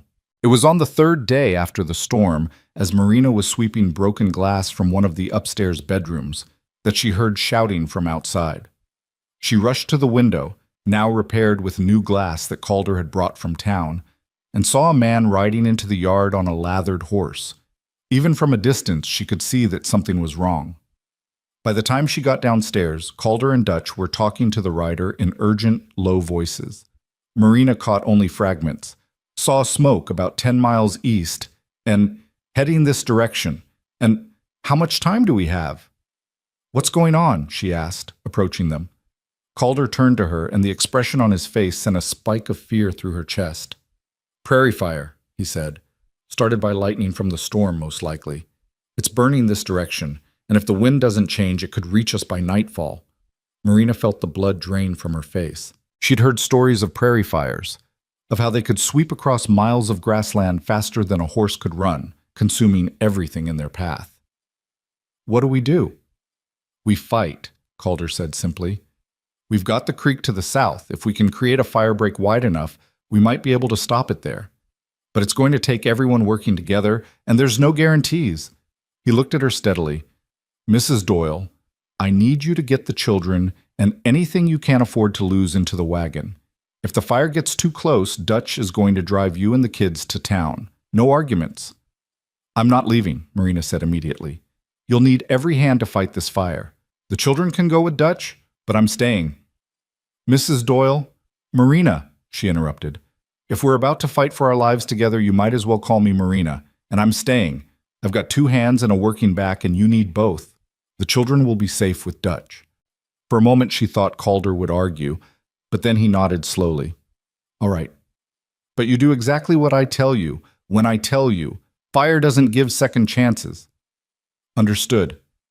The next few hours were a blur of frantic activity. Marina helped Dutch get the children settled in the wagon with supplies and instructions to head for town at the first sign that the fire was getting too close. Elias wanted to stay and help, argued and pleaded, but Marina was firm. You're the oldest, she told him, gripping his shoulders and looking into his eyes. I need you to take care of Clara and Jonah. Can you do that for me? Can you be the brave one and keep them safe? Elias's eyes filled with tears, but he nodded. Yes, Mama. That's my boy. She hugged him tightly, then Clara, then Jonah, trying not to think about the fact that this might be the last time. I love you, all of you, more than anything in this world. Then she turned away before she could change her mind and joined the line of people working to create a firebreak. They used shovels and hoes and their bare hands to clear a strip of land along the south side of the creek, removing every scrap of grass and brush that could catch fire. It was brutal work. The sun beat down mercilessly, and Marina's hands were soon blistered and bleeding. But she didn't stop. None of them stopped. By late afternoon, they could see the smoke on the horizon, a dark, ominous wall that blotted out the sky. The air grew thick and acrid, making every breath burn. The wind had picked up, blowing toward them, and Marina could feel the heat of the distant flames on her face. It's moving fast, Dutch said, appearing beside Calder where he stood surveying their work. Faster than I thought. We might not have enough time to finish the break. Then we make time, Calder said grimly. We're not losing this ranch. Not to fire, not to anything. They worked as the fire drew closer, as the smoke grew thicker, as the world took on an orange, hellish glow. Marina's lungs burned with every breath, and her arms felt like they might fall off, but she kept digging, kept clearing, kept moving. And then, when the fire was close enough that she could hear it roaring like some monstrous beast, when sparks were beginning to fall around them like deadly snow, Calder grabbed her arm. That's it, he said. We've done all we can. Now we wet everything down and pray. They'd filled every barrel, bucket, and container they could find with water from the creek. Now they formed a line and passed the containers from hand to hand, soaking the firebreak, the buildings, even themselves. Marina's clothes were drenched, her hair dripping, and still the fire came on. It hit their fire break just as the sun was setting, and for one terrible moment Marina thought all their work had been for nothing. The flames leaped and danced, testing the barrier they'd created, searching for any scrap of fuel to feed on. The heat was incredible, like standing in front of an open furnace, and Marina had to shield her face with her arm. But the break held. The fire raged along the south side of the creek, burning itself out against the barrier of cleared land and water. It tried to jump across, sparks flying like angry fireflies, but each time the flames found only wet earth and stone. Slowly, agonizingly, the wall of fire began to move past them, sweeping to the east and leaving behind scorched, blackened earth. They'd done it. They'd saved the ranch. Marina sank to her knees, her whole body shaking with exhaustion and relief. Around her, the ranch hands were cheering, embracing each other, some of them actually crying. She felt tears on her own face, but couldn't tell if they were from the smoke or from emotion. Then Calder was there, kneeling beside her, his face black with soot and his eyes red from the smoke. "You all right?" he asked hoarsely. Marina nodded, not trusting her voice. "You fought like a demon," Calder said, and there was something in his expression, admiration maybe, or respect, or something deeper that she didn't dare name. "I've never seen anything like it. You and your children, you're fighters, all of you." "We survive," Marina managed. "That's what we do." "No," Calder said softly, reaching out to brush a streak of soot from her cheek. The gesture was gentle, intimate, and sent a shiver through her that had nothing to do with the fire. "You do more than survive, Marina. You live. You fight for what matters. That's different." Their eyes met and held, and Marina felt the world narrow down to just the two of them. The noise of the celebrating ranch hands faded. The acrid smell of smoke receded. There was only Calder's face, lined with exhaustion and marked with soot, and his eyes looking at her with something that made her heart race in a way that had nothing to do with fear. "Calder, she started, but then Dutch was calling for him, something about checking the buildings one more time to make sure no sparks had caught, and the moment broke. Calder rose, offering Marina his hand to help her up. She took it, feeling the rough calluses of his palm against hers, and allowed him to pull her to her feet. "Come on," he said, his voice returning to its usual gruff practicality. "Let's make sure we really save this place. Then we can rest." But as Marina followed him across the scorched earth, past the exhausted but jubilant ranch hands, she couldn't stop thinking about the way he'd looked at her, couldn't stop replaying his words in her mind, couldn't stop feeling the ghost of his touch on her cheek. Something had shifted between them in the smoke and heat of that desperate battle, something fundamental, and Marina didn't know whether to be terrified or exhilarated by what that might mean. The children returned the next morning, brought back by a sheepish Dutch, who reported that they'd made it about 5 miles toward town before the wind had shifted and turned the fire away from the ranch entirely. By that time, it had been too dangerous to come back in the dark, so they'd camped for the night and returned at first light. Clara ran to Marina and wrapped her arms around her mother's waist, crying with relief. Elias tried to be brave but couldn't quite hide the way his hands shook as he hugged her. Even Jonah, who didn't fully understand what had happened, clung to her with unusual intensity. "I thought," Clara hiccuped, "I thought we might not see you again, Mama." "I'm here, baby. I'm right here." Marina held all 3 of them close, breathing in the sweet, familiar smell of them, and silently thanked God and Calder Rhodes and anyone else who might have had a hand in keeping them all alive. Calder stood nearby, watching the reunion with an unreadable expression. When Marina's eyes met his over the children's heads, he gave her a small nod. Acknowledgement, understanding, something more, and then turned away to deal with the continuing cleanup. That evening, after the children were fed and settled in the cabin, after the worst of the mess had been cleared and the immediate danger had passed, Marina found herself drawn back to the main house. She told herself it was just to check on things, to make sure nothing had been overlooked, but she knew that was a lie. She found Calder on the front porch, sitting in one of the chairs they'd salvaged from the storm damage. He had a cup of coffee in his hands and was staring out at the darkened prairie, at the scorched earth that marked how close they'd come to losing everything. "Mind if I sit?" Marina asked softly. He looked up, surprise flickering across his face. "It's your porch, too." You don't have to ask. Marina settled into the chair beside his, and for a long moment they sat in comfortable silence. The night was clear, the smoke had finally dispersed, and the stars were brilliant overhead. "Thank you," Marina said finally, "for everything. For buying us off that auction block, for giving us a home, for fighting to save it yesterday, for—" her voice caught, "for caring about us like we matter." "You do matter," Calder said quietly. "You and those children, you matter more than you know." There was something in his voice that made Marina's breath catch. She turned to look at him and found him already watching her, his storm-gray eyes reflecting the starlight. "Marina," he said, and the sound of her name on his lips sent warmth spreading through her chest. "There's something I need to tell you. Something I've been trying not to think about because it's too soon and too complicated and probably too foolish. But after yesterday, after almost losing the ranch, after watching you fight beside me like you'd been born to this life, I can't keep pretending I don't feel it." Marina's heart was hammering now. "Feel what?" "That you're not just my housekeeper," Calder said.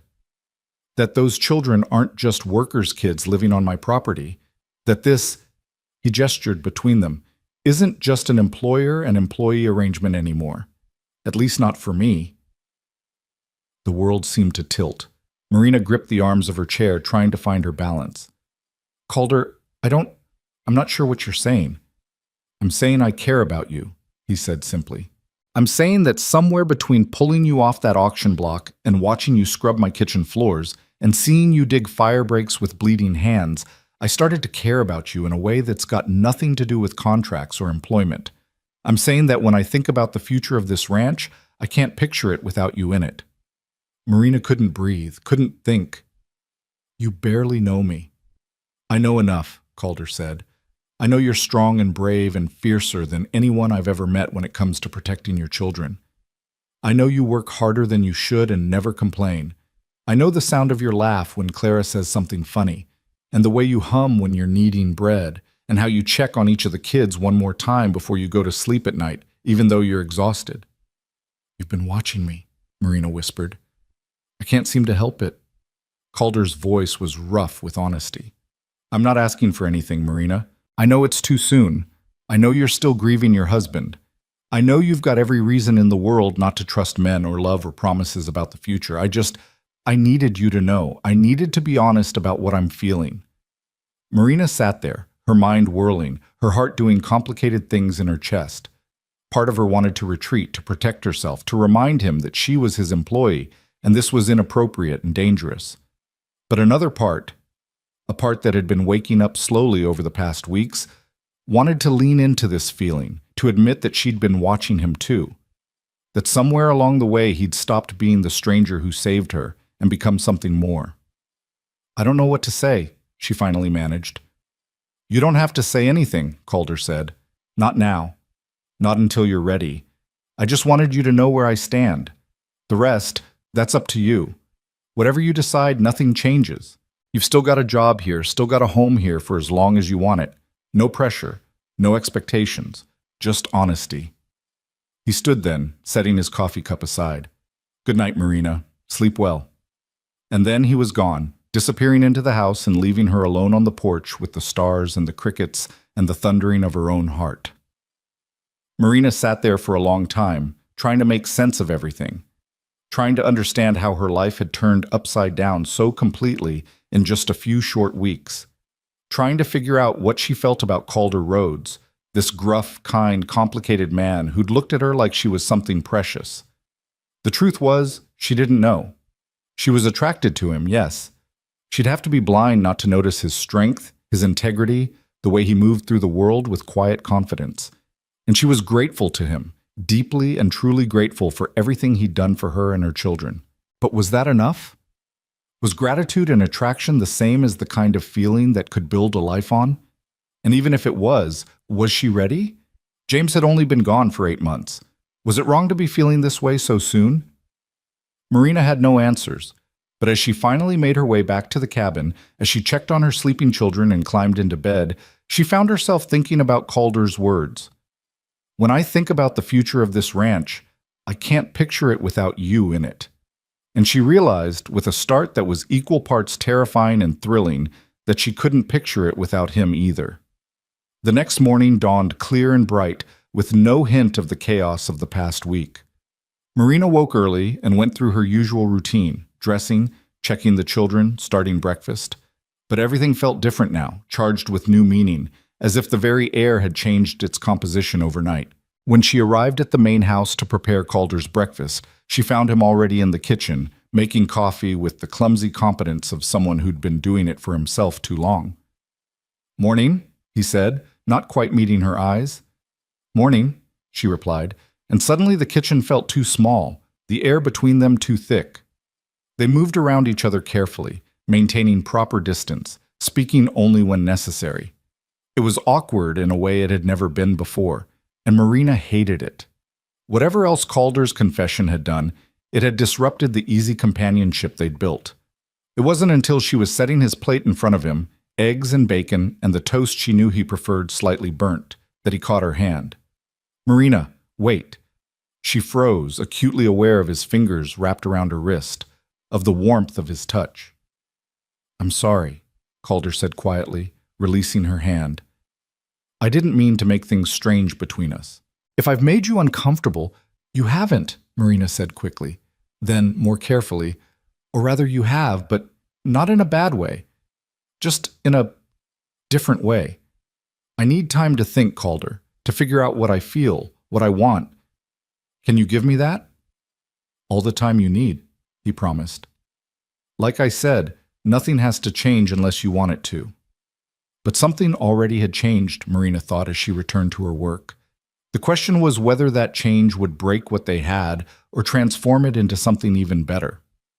She didn't know the answer yet, but for the first time in a very long time, she found herself hoping for the future instead of just surviving the present. And that, perhaps, was the most important change of all. The days that followed Calder's confession fell into a strange new rhythm. On the surface, everything appeared the same. Marina still rose before dawn to prepare breakfast, still managed the household with quiet efficiency, still tended to her children with the fierce devotion that defined her. Calder still worked from sunrise to sunset, still took his meals at the main table while Marina and the children ate at the smaller one, still thanked her for every meal with that slight nod of his head. But beneath the surface, everything had shifted. Marina found herself hyper-aware of his presence in a way she hadn't been before. The sound of his boots on the porch would make her heart skip. The sight of him working in the corral, his shirt sleeves rolled up to reveal tanned forearms, would make her forget what she'd been doing. And sometimes, when she thought he wasn't looking, she'd catch him watching her with an expression that was equal parts longing and restraint. She was thinking about him far too much, and she knew it. But knowing it and stopping it were two entirely different things. It was Clara who first noticed the change, with the uncanny perception children sometimes have for unspoken truths. One evening, as Marina was braiding her daughter's hair before bed, Clara spoke up in that innocent, devastating way of hers. "Mama, do you like Mr. Rhodes?" Marina's hands stilled. "Of course I like him, sweet girl. He's been very kind to us." "No, I mean—" Clara twisted around to look at her mother with serious blue eyes. "Do you like him the way Papa said he liked you? The way that makes people want to hold hands and kiss?" Heat flooded Marina's face. "Clara, that's not— Where did you get such an idea?" "I see things," Clara said matter-of-factly. "I saw how Mr. Rhodes looked at you after the fire, and I see how you get all funny when he's around now, like you forget what you were saying in the middle of saying it. Elias says I'm imagining things, but I'm not. I'm very good at noticing." Marina took a deep breath, trying to figure out how to navigate this conversation. "Mr. Rhodes is a good man, and yes, I care about him. But it's complicated, Clara. Your papa only passed away this year, and I'm not sure it's right to have feelings for someone else so soon." Clara was quiet for a moment, her small face thoughtful. Then she said, "Mama, do you think Papa would want you to be sad forever?" The question hit Marina like a physical blow. "What?" "Papa," Claire repeated patiently, "do you think he'd want you to be sad and lonely forever? Because I don't think he would. I think he'd want you to be happy. He used to tell me that all the time, that he wanted me to be happy. Why wouldn't he want the same thing for you?" Marina gathered her daughter into her arms, blinking back tears. "When did you get so wise, little one?" "I've always been wise," Clara said seriously. "You just don't always notice because I'm small." That night, lying in bed with her children sleeping peacefully beside her, Marina found herself thinking about James for the first time in weeks, without the usual crushing weight of grief.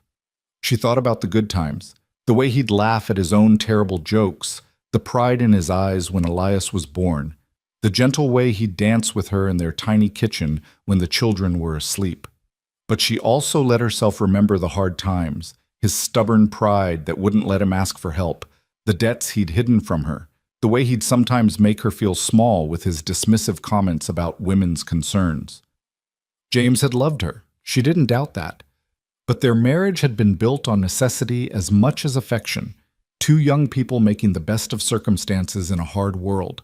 It had been good, mostly, but it hadn't been the fairy tale she'd once imagined as a girl. And now James was gone, and she was here, and Calder Rhodes was looking at her like she hung the moon and stars. What did she want?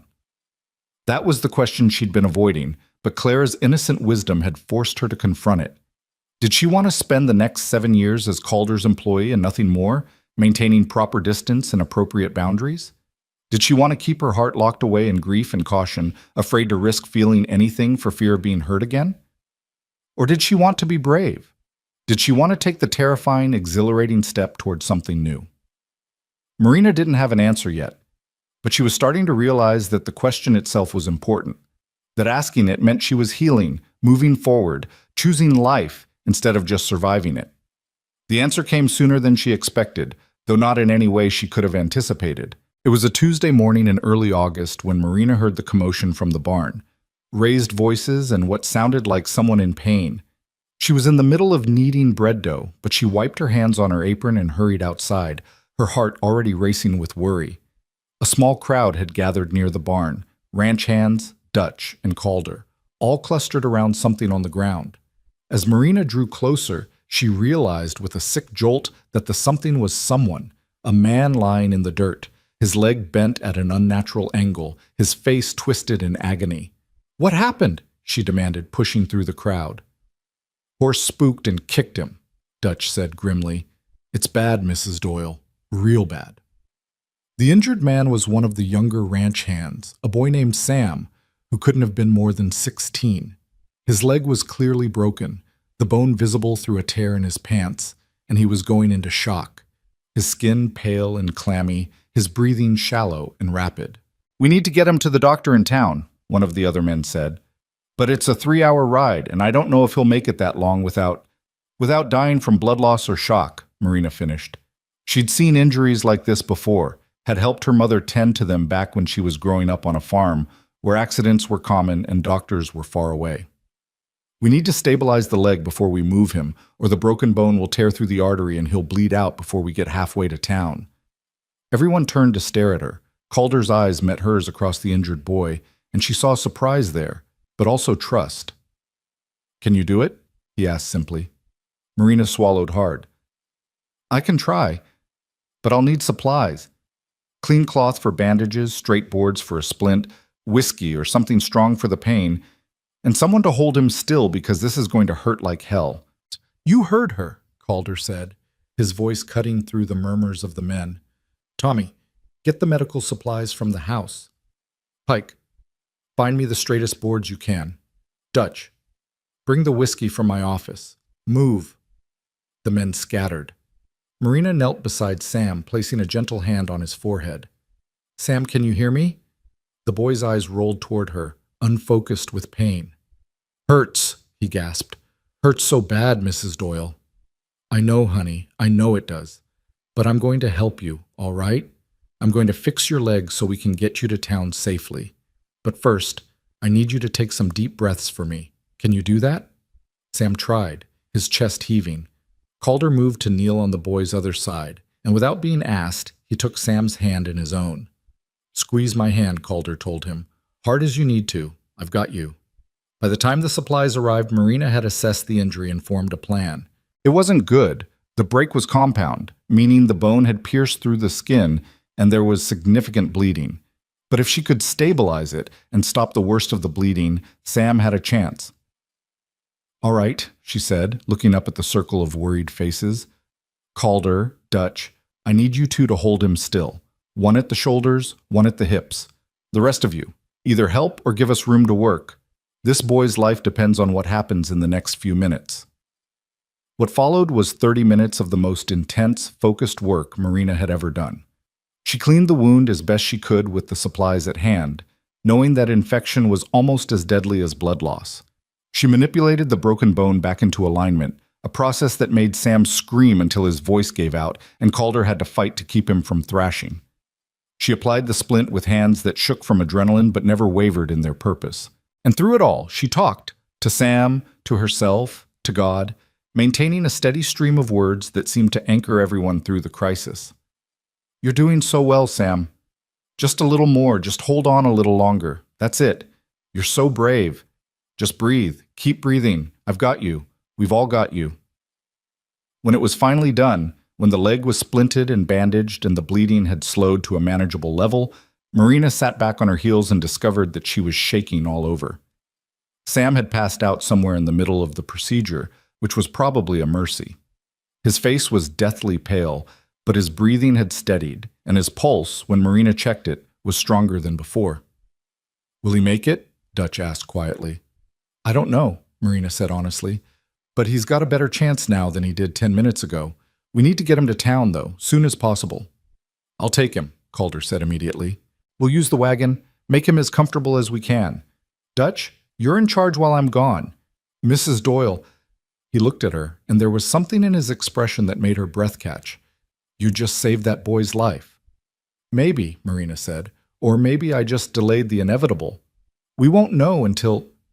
You saved his life, Calder repeated firmly, and I've never seen anything braver or more capable in all my days. Thank you. They loaded Sam carefully into the wagon, cushioning him with blankets and securing the splint so it wouldn't shift during the journey. Marina gave Calder careful instructions for the doctor, what she'd done, what she was worried about, what to watch for on the journey. And then the wagon was rolling out of the yard, carrying the unconscious boy toward town and whatever fate awaited him there.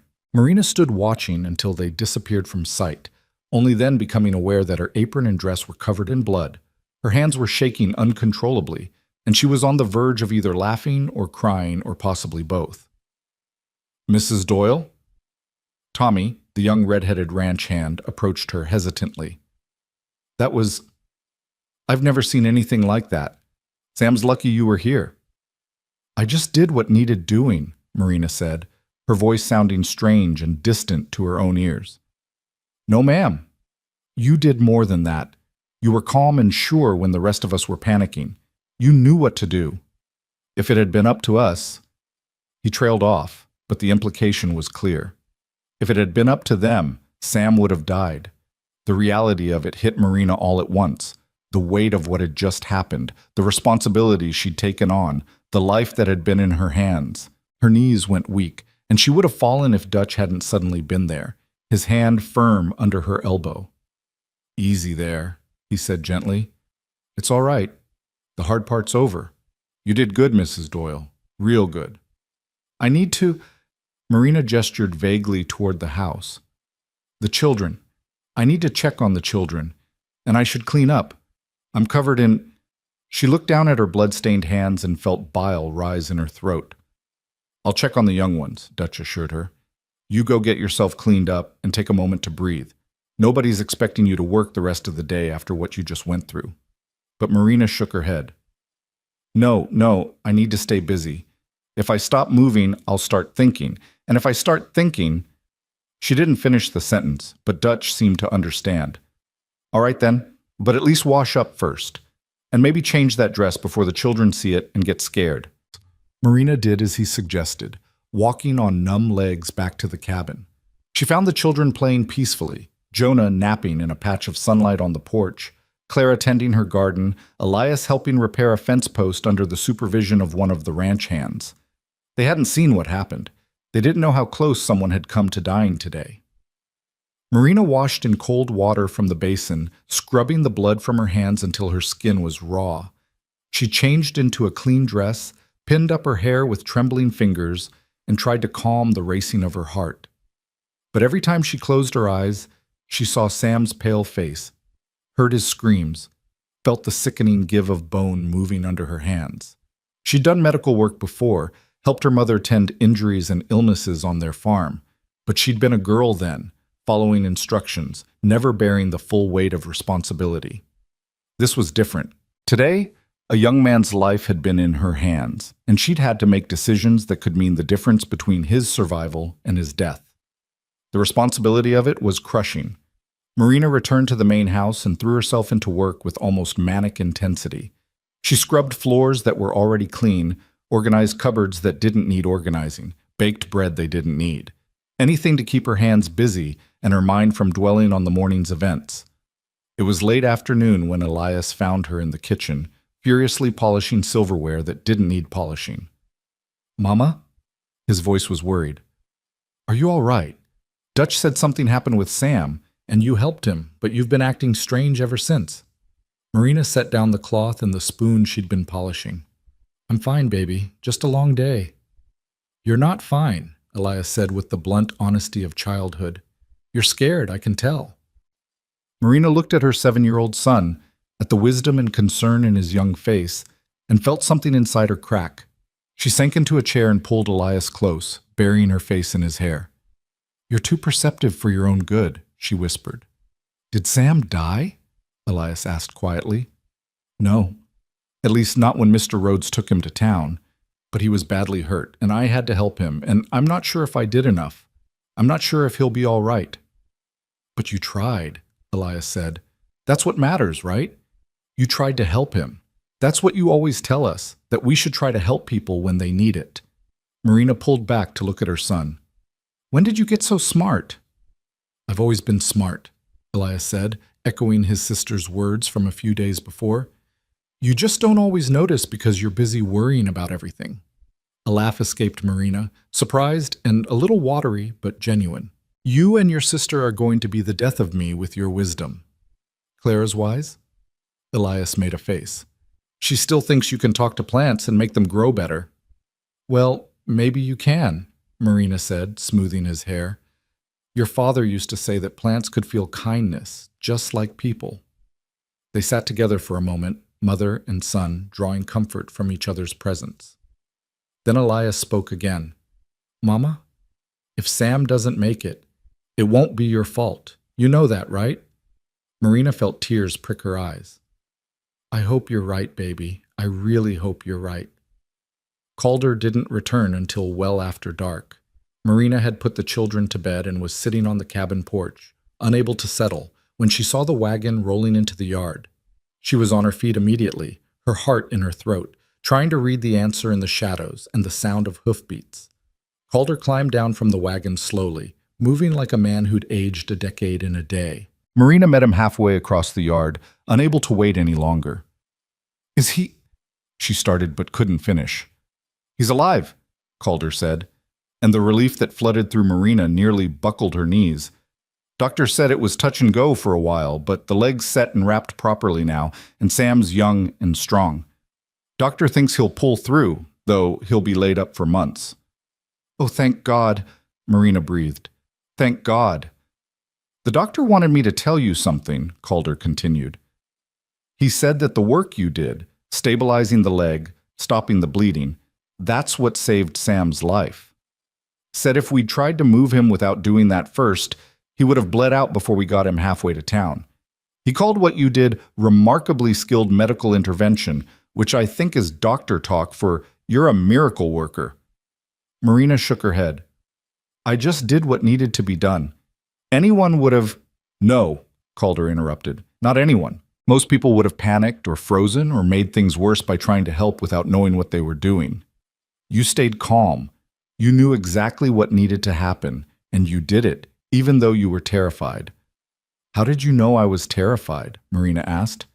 "Because I was watching your face," Calder said simply. "I saw the fear in your eyes, saw your hands shaking, but you did it anyway. That's what courage is, Marina.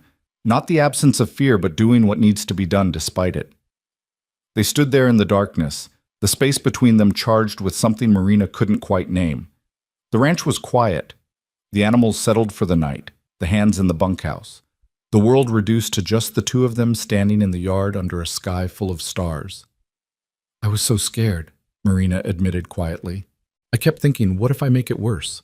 What if I do something wrong and he dies because of me? The responsibility of it, of holding someone's life in your hands, it's terrifying. But you did it anyway, Calder repeated. And that's just one more reason why. He stopped, shook his head. Never mind. It's late, and you've been through enough today. One more reason why what? Marina pressed. Calder looked at her for a long moment, and even in the darkness she could feel the intensity of his gaze. One more reason why I'm falling in love with you, he said quietly. Why I think about you from the moment I wake up to the moment I fall asleep. Why the idea of spending the next 7 years with you as just my employee feels impossible. Why I want... He broke off, running a hand through his hair in frustration. But I promised I wouldn't pressure you. I promised to give you time. Marina's heart was hammering so hard she was surprised he couldn't hear it. Calder, it's all right, he said, stepping back. You don't have to say anything. I shouldn't have brought it up tonight, not after the day you've had. Seeing you today, watching you save that boy's life with such courage and skill and compassion, it made me realize that I can't keep pretending what I feel is going to fade. It's only getting stronger. He turned to go, but Marina's voice stopped him. I'm scared, she said, of this, of you, of what I'm starting to feel. James has only been gone 8 months. What kind of woman starts having feelings for another man so soon after her husband dies? Calder turned back to face her. A human one, he said gently. A living one. Marina, I can't tell you what's right or wrong, what's too soon or not soon enough. All I know is that life is short and uncertain. Sam learned that today. Your husband learned it when the cholera took him. I learned it when my mother was sold away from me and I never saw her again. We don't get guarantees about tomorrow, so all we can do is make the most of today. But what if I'm not ready? Marina whispered. What if I can't be what you need me to be? You already are, Calder said. You're strong and brave and kind. You're a wonderful mother. You work harder than anyone I've ever met. You saved a boy's life today with your bare hands and your courage. You're everything I need, Marina. The question is, am I what you need? Marina looked at him, really looked at him, at the strong lines of his face, weathered by sun and wind and hard work, at the gray eyes that watched her with such open honesty, at the hands that had held a terrified boy steady while she worked to save his life, at the man who had stepped forward on an auction block and said, I'll take all 4, when he could have walked away. And she realized that somewhere along the way, without quite meaning to, she'd started to fall in love with him too. I don't know if I'm ready, she said honestly, but I think I want to try, to see what this could be. If you're willing to be patient with me, if you understand that I'm going to be scared and uncertain and probably make mistakes along the way. The smile that broke across Calder's face was like sunrise, slow and warm and full of promise. I can be patient, he said. I can be anything you need me to be, as long as you're willing to give us a chance. I am, Marina said, and felt the truth of it settle into her bones. I am willing. Calder closed the distance between them in 3 long strides. He reached up and cupped her face in his hands, those rough, calloused hands that were somehow so gentle, and looked into her eyes with such tenderness that it made her want to cry. May I kiss you? He asked softly.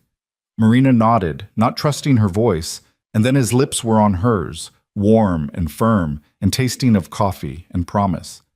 It was a gentle kiss, restrained, asking rather than demanding.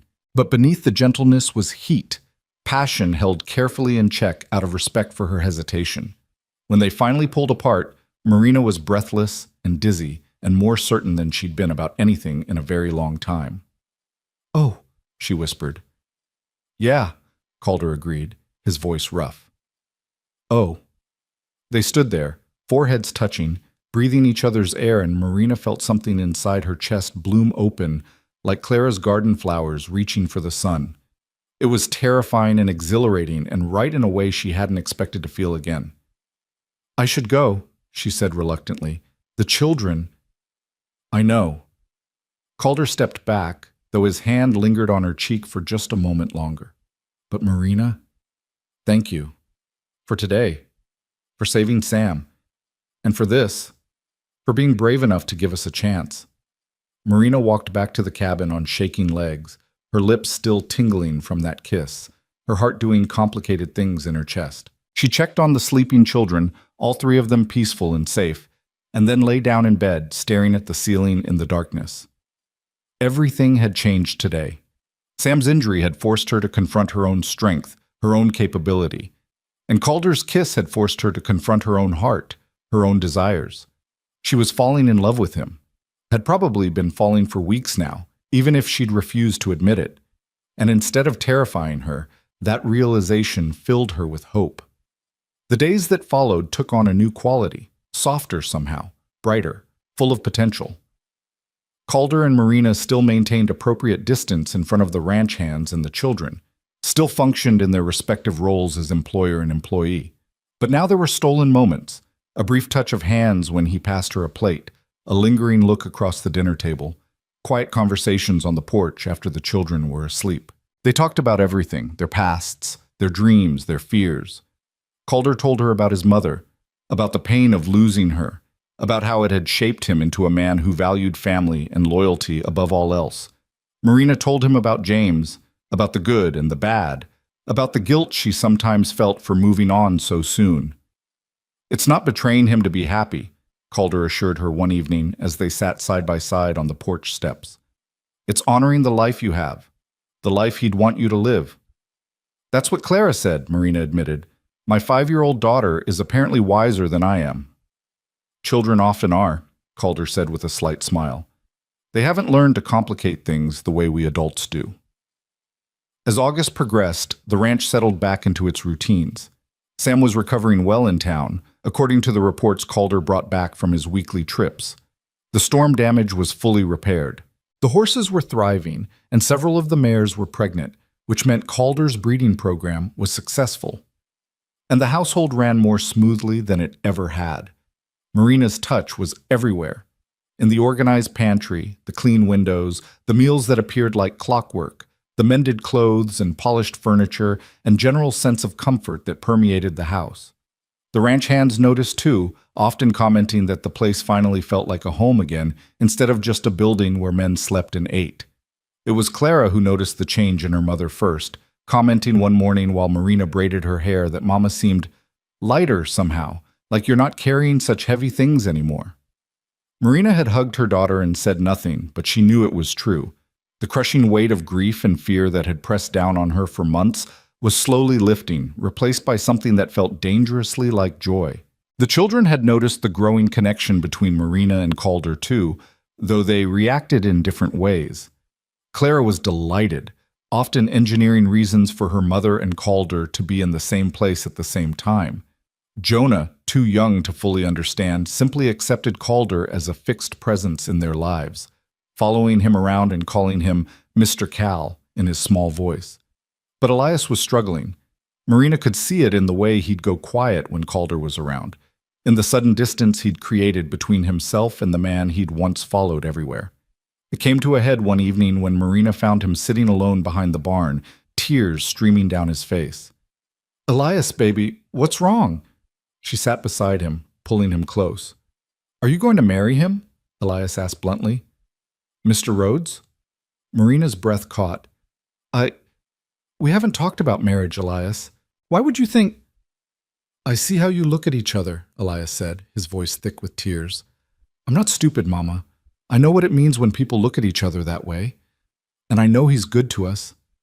I know he saved us. But if you marry him, does that mean we're supposed to forget Papa?" "Oh, sweetheart." Marina's heart broke a little. "No, never. You could never forget your Papa, and I would never want you to. Your father loved you so much, Elias. He'll always be your father, no matter what happens. But if Mr. Rhodes becomes our new Papa, he won't replace your father," Marina said firmly. "Nobody could do that. But Elias, people can love more than one person in their lives. The love I had for your father doesn't disappear just because he's gone. It's still here." She pressed her hand to her heart. "It's still real and important and part of who I am. But that doesn't mean I can't also have feelings for someone new. Does that make sense? Elias was quiet for a long moment, his face scrunched up in thought. I guess so, he finally said. I don't want to forget him, Mama. You won't, Marina promised. We won't. We'll tell stories about him, remember the good times, honor his memory. And if Mr. Rhodes and I do end up together, if that's what happens, then you'll have someone else who cares about you too. Not a replacement, but an addition. Someone else to help carry the weight, to keep us all safe. He is nice to us, Elias admitted grudgingly, and he knows a lot about horses, and he never gets mad when I ask questions. He is all those things, Marina agreed, but you don't have to like him, Elias. You don't have to want this if it makes you uncomfortable. Your feelings matter too. Elias looked up at her with his father's green eyes. Do you love him, Mama, the way you loved Papa? Marina took a deep breath. I think I'm starting to. It's different from what I felt for your father. We were so young when we married, and our life together was different. But yes, I think I'm falling in love with Calder. He's a good man, Elias, and he cares about you children almost as much as I do. Almost? Elias asked with the ghost of a smile. Well, nobody could care about you as much as I do, Marina said, tapping his nose gently. That's impossible, but he comes pretty close. Elias was quiet again, processing. Then he said, I think Papa would like him. Mr. Rhodes, I mean. Papa always said he wanted us to be taken care of if something happened to him. I think he'd be glad someone like Mr. Rhodes found us. Marina pulled her son into a tight embrace, fighting back tears. I think you're right, baby. I think he would be glad. That conversation marked a turning point. Elias gradually warmed back up to Calder, though he remained more reserved than before, watching their interactions with the careful attention of a child who'd learned too early that the world could change in an instant. But he was trying, and that was enough. It was in early September, as the prairie grass turned gold, and the air began to carry the first hints of autumn's chill, that tragedy struck again. Marina was in the kitchen preparing dinner when she heard the commotion, horses galloping into the yard faster than they should, men shouting, an undertone of panic that made her blood run cold. She dropped the spoon she'd been holding and ran for the door. In the yard, Dutch was climbing down from his horse, his face ashen.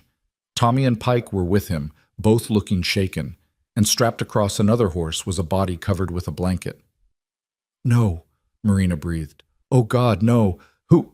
It's Mrs. Henderson's daughter, Dutch said, his voice rough with grief. Emily. She was staying in the old Henderson place, what was left of it after the storm. Didn't realize anyone was living there. She must have tried to patch it up herself, make it livable, but the roof gave way. She was inside when it collapsed. Marina pressed a hand to her mouth, horror and grief washing over her. Mrs. Henderson had been the previous housekeeper, the one who'd died just before Marina arrived. Her daughter Emily had been mentioned occasionally, a woman in her 40s who'd been living in town, estranged from her mother for reasons nobody seemed to know. Is she? Marina couldn't finish the question. Dead, Dutch said flatly. Been dead for a few hours at least by the time we found her. Went looking when one of the neighboring ranchers mentioned seeing smoke from a chimney in the old Henderson place. Found her trapped under the collapsed beam, already gone. Calder emerged from the barn, took one look at the scene, and his face went hard. Get her down from there, he ordered. Bring her to the house. Mrs. Doyle will need... I'll prepare a room, Marina said immediately, already moving toward the house. We can't leave her in the barn like an animal. She deserves dignity. They laid Emily Henderson out in one of the upstairs bedrooms, and Marina cleaned her as best she could, washing away the dust and blood, arranging her hands peacefully across her chest. It was grim work, but necessary work, and Marina did it with the same focus and care she'd shown when treating Sam's injury. When it was done, when Emily was as presentable as possible, Marina stood beside the bed and said a quiet prayer for a woman she'd never met. A woman who'd died alone in a broken-down house, estranged from family, trying to make a home in the ruins of her mother's legacy. It was a stark reminder of how quickly life could change, how fragile existence really was. That night, after the undertaker had been summoned from town, after the ranch hands had returned to their normal routines, after the children were safely in bed with no knowledge of the day's tragedy, Marina found Calder sitting on the porch steps, staring out at the darkness. She sat beside him without speaking, simply offering her presence. After a long moment, he reached over and took her hand, threading his fingers through hers. "Life's short," he said quietly. "Too short to waste time being careful and cautious and afraid." "I know," Marina said. "I've been thinking about something," Calder continued. "About us. About what I want for the future." Marina's heart began to race. "What have you been thinking?" Calder turned to face her, his storm-gray eyes serious in the moonlight. "Marry me," he said simply. "Not 7 years from now when your contract's up. Now, soon. Marry me and let me be a father to your children. Let me love you openly instead of in stolen moments. Let me give you the life you deserve, not as my employee but as my wife, my partner, my equal." Marina's breath caught. "Calder, that's a big step. Are you sure?" "I've never been more sure of anything," he said. "I know it's fast. I know people will talk. But Marina, today proves something to me. Life doesn't wait for us to be ready. It doesn't care if we think it's too soon or what people might say. Emily Henderson died alone in a broken house, and it made me realize I don't want to waste another day pretending I don't want to spend the rest of my life with you." Tears were streaming down Marina's face now. "I'm scared," she whispered. "So am I," Calder admitted. "But I'd rather be scared with you than safe without you. So what do you say, Marina Doyle? Will you marry me?" Marina looked at this man, this rough, kind, honest man who'd saved her and her children, who'd given them a home and dignity and hope. She thought about James, about the life they'd had, and the grief she'd carried. She thought about her children, about the future she wanted for them. And she thought about herself, about the woman she was becoming, about the courage it took to say yes to love after loss. "Yes," she said, the word coming out strong and sure despite her tears. "Yes, I'll marry you." Calder's smile was brilliant, transforming his usually serious face into something almost boyish with joy. He pulled her into his arms, and this time when he kissed her, there was nothing restrained about it. It was passionate and tender and full of promise. When they finally pulled apart, both breathless and grinning like fools, Marina said, "The children, we need to tell them. And we need to figure out when and how soon," Calder said firmly. "As soon as we can arrange it. I don't want to wait, Marina. I've waited long enough." "Soon," Marina agreed and felt joy bubble up in her chest, bright and warm and entirely unexpected. Life was short and uncertain and sometimes cruel. But sometimes, if you were brave enough to reach for it, it was also beautiful. And Marina Doyle, who'd stood on an auction block 8 weeks ago, certain she'd lost everything, was finally brave enough to believe she deserved that beauty. The morning after Calder's proposal, Marina woke before dawn with her heart racing and a mixture of terror and exhilaration coursing through her veins. She lay in bed for a moment, listening to the peaceful breathing of her children, and tried to process the enormity of what she'd agreed to. She was going to marry Calder Rhodes. She was going to become his wife, and he was going to become a father to her children. The life she'd thought was over just 2 months ago was beginning again, in a way she'd never expected. But first, they had to tell the children. Marina rose quietly, dressed, and started her morning routine with hands that trembled slightly.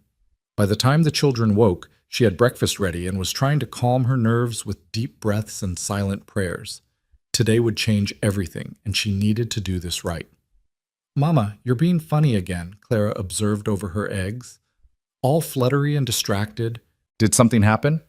"Actually, yes," Marina said, setting down her fork and looking at all 3 of her children. "Something very important happened, and I need to talk to you about it. All of you." Elias immediately went still, his eyes wary. Jonah kept eating, oblivious to the weight of the moment. Clara leaned forward, her blue eyes bright with curiosity. "Mr. Rhodes asked me to marry him," Marina said, deciding that simple and direct was best. "And I said yes." The silence that followed felt endless. Then Clara squealed with delight, bouncing in her chair so hard she nearly knocked over her milk. "Really? You're going to be married? Like in the stories, with a wedding and everything?" "Yes, sweet girl, with a wedding and everything." "Can I wear a pretty dress?" Clara demanded. "And flowers in my hair and—" "Clara, hush," Elias interrupted, his voice tight. He was staring at his mother with an expression that was hard to read. When? When is this happening? Soon, Marina said gently. Very soon. Mr. Rhodes and I don't want to wait. Because you love him? Elias asked, and there was something challenging in his tone. Yes, Marina said honestly. Because I love him, and because he loves me, and because he loves all of you too, even if he hasn't said it in so many words. He wants to be a family with us, Elias. A real family. We're already a real family, Elias said, his jaw set stubbornly. We don't need him to make us real. You're right, Marina agreed, keeping her voice calm. We are a real family, the four of us. But Elias, families can grow.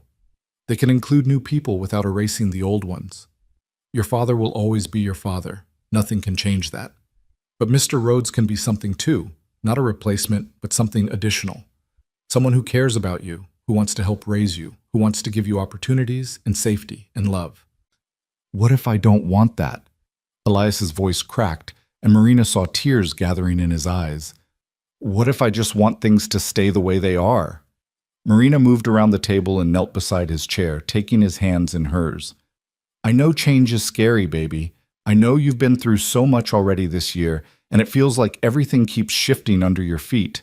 But Elias, this is a good change. This is us building something solid, something permanent, a real home, not just a place we're staying until the contract runs out. But what if it doesn't work? Elias whispered. What if he changes his mind? What if he decides we're too much trouble and sends us away? He won't, Marina said firmly. That man bought us off an auction block when he could have walked away. He's fought fires with us, weathered storms with us, helped you learn about horses, praised Clara's garden, carried Jonah on his shoulders. He's not going to change his mind, Elias. He's committed to us. To all of us. How do you know? Elias challenged. Because I see the way he looks at you children, Marina said. I see the patience he shows, the care he takes, the pride in his eyes when you accomplish something. That's not something a man can fake, Elias. That's real. Elias was quiet for a long moment, his young face working through complicated emotions. Finally, he said, Can I still remember Papa? Can I still talk about him? Always, Marina promised. Always and forever. In fact, I think your Papa would be happy about this. I think he'd be relieved to know that someone good and strong was taking care of us. That's what I said, Clara piped up. I told Mama that Papa would want us to be happy. Elias looked at his sister, then back at his mother. I guess if it makes you happy, Mama, then it's okay. But I'm not calling him Papa. Not yet, anyway. Nobody's asking you to, Marina said, pulling him into a hug. You can call him Mr. Rhodes or Calder or anything you're comfortable with. The important thing is that we're all together and we're all safe. That's what matters. Over Elias's shoulder, Marina saw Jonah watching them with his big, solemn eyes. The 3-year-old didn't fully understand what was happening, but he sensed the emotion in the room. Mr. Cal? He asked in his small voice. Mr. Cal is staying. Yes, baby, Marina said, reaching out to include him in the embrace. Mr. Cal is staying. Forever. Good, Jonah said decisively, and went back to his breakfast as if that settled everything. Clara was already planning the wedding in her mind, chattering about flowers and dresses and whether there would be cake. Marina let her talk, grateful for her daughter's enthusiasm, even as she worried about Elias's quietness. But when she looked at her eldest son, she saw acceptance in his eyes, if not quite joy. It was enough. It would have to be enough. That evening, Calder came to the cabin after dinner, his hat in his hands and nervousness written across his face. Marina had told him she'd talked to the children that morning, and now he'd come to face them himself, to make his intentions clear, to answer their questions, to begin the process of becoming part of their family in truth as well as deed. Mr. Rhodes! Clara launched herself at him as soon as he walked through the door, wrapping her arms around his waist. Mama told us! We're going to have a wedding! Calder looked down at the little girl clinging to him, surprise and pleasure crossing his face. That's right. If it's all right with you children, I know this is a big change, and I wanted to talk to you about it. All of you. He looked at Marina, who nodded encouragingly. Calder cleared his throat and lowered himself into one of the chairs, bringing himself closer to the children's eye level. Clara immediately claimed the chair next to him. Jonah wandered over and leaned against Calder's knee with the unconscious trust of a child who'd never known cruelty. Only Elias hung back, watching warily. "I've asked your mother to marry me," Calder began, his voice steady despite the nervousness in his eyes. "Because I love her. I know that might be hard to hear, especially for you, Elias, since your father hasn't been gone very long. But it's the truth, and I believe in being honest with people, even when it's complicated." "Mama said you love us too," Clara said. "Do you?" Calder didn't hesitate. "Yes, I do. Maybe that seems fast, but sometimes you just know. From the moment I saw you all on that auction block, something in me said, these are your people. These are the ones you're supposed to protect. And every day since then has only made me more certain." "What does that mean?" Elias asked, speaking for the first time. "Protect us? We're not babies who need protecting." "Everyone needs protecting sometimes," Calder said. "Even grown men like me. That's what families do. They protect each other, help each other, support each other. And that's what I want to do for you, not because you're weak or helpless, but because I care about you and I want to make your lives better." "How?" Elias challenged. "How would you make our lives better?" "Well," Calder said thoughtfully, "I'd make sure you always have a roof over your head and food in your belly. I'd teach you about horses and ranching, if you want to learn. I'd help you get an education. There's a school in town, and I'd make sure you could attend. I'd be there when you need someone to talk to, or when you need help with something. I'd celebrate your successes and help you through your failures. I'd be—" He paused, choosing his words carefully. "I'd be someone you could count on. Always." "Like a father," Clara said softly. "If you want me to be," Calder agreed. "But I know I'm not your father. I know your papa was the good man, and I'm not trying to replace him. I'm just trying to be something additional, someone else in your corner." Elias was quiet for a long moment, his face scrunched up in thought. Then he said, "If we don't like you being married to Mama, what happens? Do you send us away?" "No," Calder said firmly. "Absolutely not. You're part of this family, Elias. That doesn't change whether you like me or not. You're stuck with me now just like I'm stuck with you. That's what family means. You don't give up on each other just because things get hard or uncomfortable." "Even if I'm difficult?" Elias pressed. "Even if I don't want to call you Papa or do what you say, or—" "Even then," Calder interrupted gently, "though I hope we can find a way to get along. I think you and I could be good friends, Elias, if you give us a chance. You're smart and hardworking and brave. Those are qualities I respect. And I think your father would be proud of the man you're growing into." At the mention of his father, Elias's eyes filled with tears. "You didn't know him. You don't know what he'd think." "You're right," Calder acknowledged. "I didn't know him, but I know he loved you because your mother has told me so.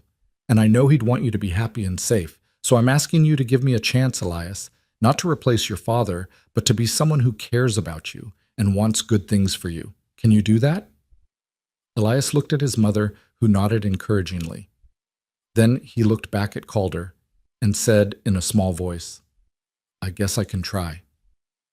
"That's all I'm asking," Calder said. "Just try. And if you have concerns or complaints, or you need to talk about something, you come to me directly. Deal?" Elias nodded slowly. "Deal." "Good." Calder held out his hand, and after a moment's hesitation, Elias shook it, a solemn, grown-up gesture that made Marina's throat tighten with emotion. "Can I be in the wedding?" Clara asked, unable to contain herself any longer. "Please, I want to wear flowers and throw petals, and—" "You can absolutely be in the wedding," Calder assured her with a smile. "All three of you will be part of it. It's not just your mother and me getting married, it's all of us becoming a family together. That means you're just as important as we are." "When is it happening?" Clara demanded. "Soon," Calder said, looking at Marina. "We were thinking in about 3 weeks, if we can arrange it. There's a pastor in town who could perform the ceremony, and we could have a small gathering here at the ranch. Nothing fancy, just something simple and meaningful. Does that sound all right?" Marina nodded, her eyes bright with tears. "That sounds perfect." The next 3 weeks passed in a whirlwind of activity. There were arrangements to be made, though Calder was true to his word about keeping things simple. The pastor from the small church in Lawrence agreed to come out to the ranch to perform the ceremony. Dutch and the ranch hands threw themselves into preparations with surprising enthusiasm, cleaning and decorating the barn for the reception, planning a feast, even constructing an arbor from cottonwood branches and whatever flowers they could find on the prairie. Marina sewed a new dress for herself. Nothing fancy, just a simple blue cotton that brought out her eyes, but it was clean and new and hers. She made new dresses for Clara too, and a new shirt for Elias and Jonah. The children were excited now, even Elias, who had gradually warmed to the idea as he watched Calder go out of his way to include them in everything. Word spread through the neighboring ranches, and to Marina's surprise, people wanted to come. The county harvest dance was scheduled for the week before the wedding, and Calder suggested they attend, not just to socialize, but to introduce Marina properly as his future wife, to show the community that she was more than just his housekeeper.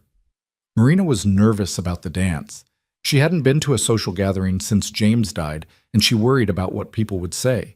A widow remarrying after only 8 months? Some would call it scandalous. Some would whisper that she'd been carrying on with Calder all along, that maybe the debts and the auction had been convenient excuses to fall into a wealthy rancher's arms. "Let them talk," Calder said when she voiced these concerns. "People always talk. What matters is the truth. That I saw a woman and her children in trouble, that I helped because it was the right thing to do, and that somewhere along the way, I fell in love. There's nothing shameful in that." "But what if they're cruel to the children?" Marina worried. What if someone says something that hurts them?" "Then I'll deal with it," Calder said firmly. "And so will you. Marina, you're one of the strongest people I've ever met. You can handle whatever anyone throws at you, and the children are resilient. They'll be fine." The night of the harvest dance arrived cool and clear, with autumn stars brilliant overhead. Marina dressed carefully in her new blue dress, pinned up her hair, and tried to calm her racing heart. The children were staying at the ranch with Dutch, who'd volunteered to watch them with surprising gentleness. It would be just Marina and Calder, facing the community together. The dance was held in the town hall, a large wooden structure that had been decorated with paper lanterns and bunting. As they walked in, conversation stuttered and stopped, heads turning to watch them enter. Marina felt the weight of dozens of eyes, heard the whispers starting, and had to fight the urge to turn and flee. But then Calder's hand was at her back, steady and warm, and his voice was low in her ear. "You're beautiful. You're strong. And you're mine. Let them look." The evening was awkward at first. Some people were friendly. Mrs. Thornhill, who'd bid on Marina at the auction, came over immediately to congratulate them. The doctor who'd treated Sam sought them out to thank Marina again for her quick thinking, but others were less kind. Marina heard the whispers, saw the judgmental looks, endured the subtle cuts that people could deliver with just a raised eyebrow or a turned back. It was Pike's wife who finally said something out loud. The woman, a sharp-featured, sour-faced creature named Judith, approached them at the refreshment table and said, loud enough for others to hear, "Well, Mrs. Doyle, I must say, you've certainly landed on your feet remarkably quickly, from the auction block to the altar in less than 3 months. Some might call that opportunistic." The words hung in the air like poison. Marina felt her face flush, felt the humiliation crawl up her spine. She opened her mouth to respond, though she had no idea what to say, when Calder stepped forward. "Mrs. Pike," he said, his voice cold as winter ice, "I'm going to give you one chance to apologize to my future wife, one chance to take back those words and walk away.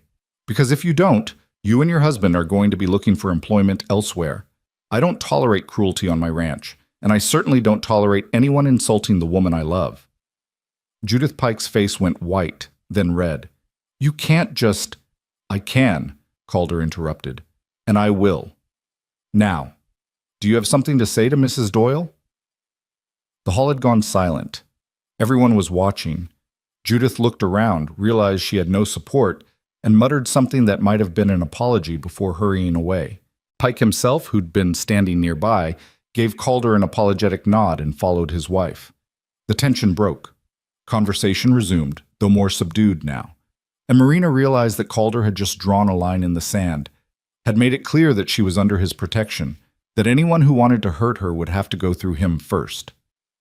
"Thank you," she whispered. "Nothing to thank me for," Calder said.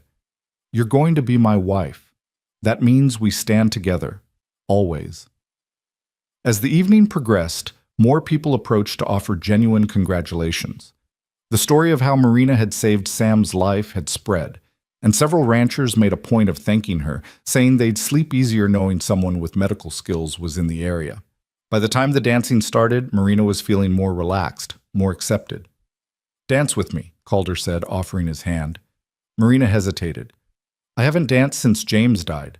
I'm not sure I remember how." "Then I'll lead," Calder said simply. "Trust me." She took his hand and he led her onto the floor as the fiddlers struck up a waltz. For a moment, Marina stumbled, uncertain, but then Calder's arm was around her waist, strong and sure, and his hand was holding hers with gentle firmness. "Just follow me," he murmured, "one step at a time." They moved together, finding their rhythm, and Marina felt something in her chest loosen and expand. Around them, other couples danced, lantern light flickering across their faces. Someone was laughing. The fiddles sang. And in Calder's arms, Marina felt safe and cherished and finally home. "I love you," she said quietly, the words coming easily for the first time. "I know I haven't said it enough, but I do. I love you, Calder Rhodes." His smile was brilliant, transforming his usually serious face. "I love you too, Marina. More than I knew it was possible to love someone. You and those children, you're my whole world now." They danced until the music ended, until other couples began to leave, until it was clear the evening was winding down. As they walked back to the wagon, Marina felt lighter than she had in months. The whispers and judgment still stung, but they mattered less now. What mattered was the man beside her, the children waiting at home, the family they were building together.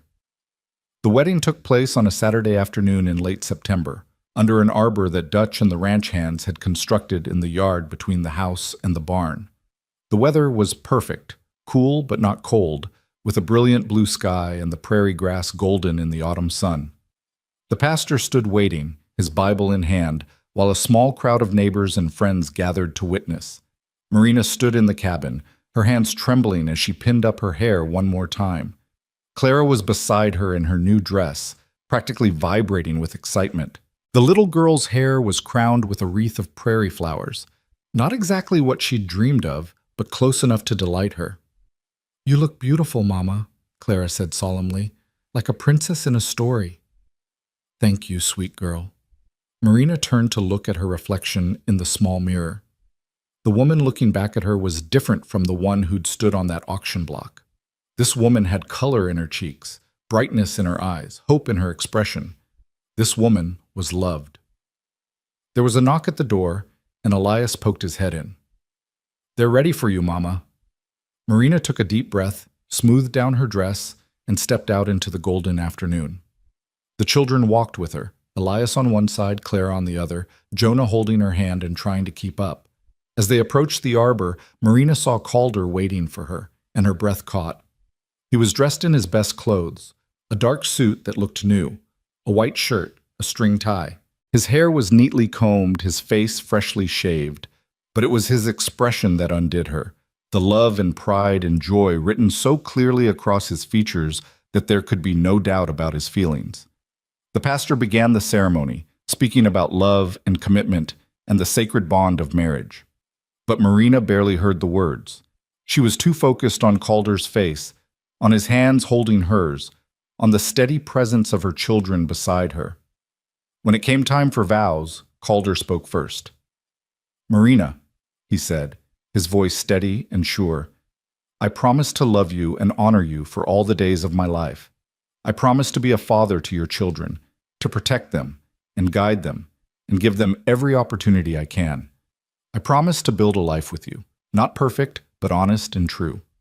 I promise to stand with you through whatever comes, good or bad.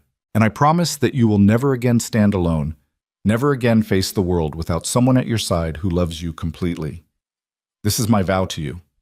Marina's vision blurred with tears. When it was her turn, she had to swallow hard before she could speak. Calder, she said, her voice shaking but growing stronger. You saved my life and the lives of my children when you had no reason to. You gave us shelter and dignity and hope when we had nothing. But more than that, you gave us love. You showed me that it's possible to heal, to trust again, to open my heart even after loss. I promise to love you faithfully, to be your partner in all things, to build this life with you one day at a time. I promise to honor what we're creating, not just a marriage, but a family.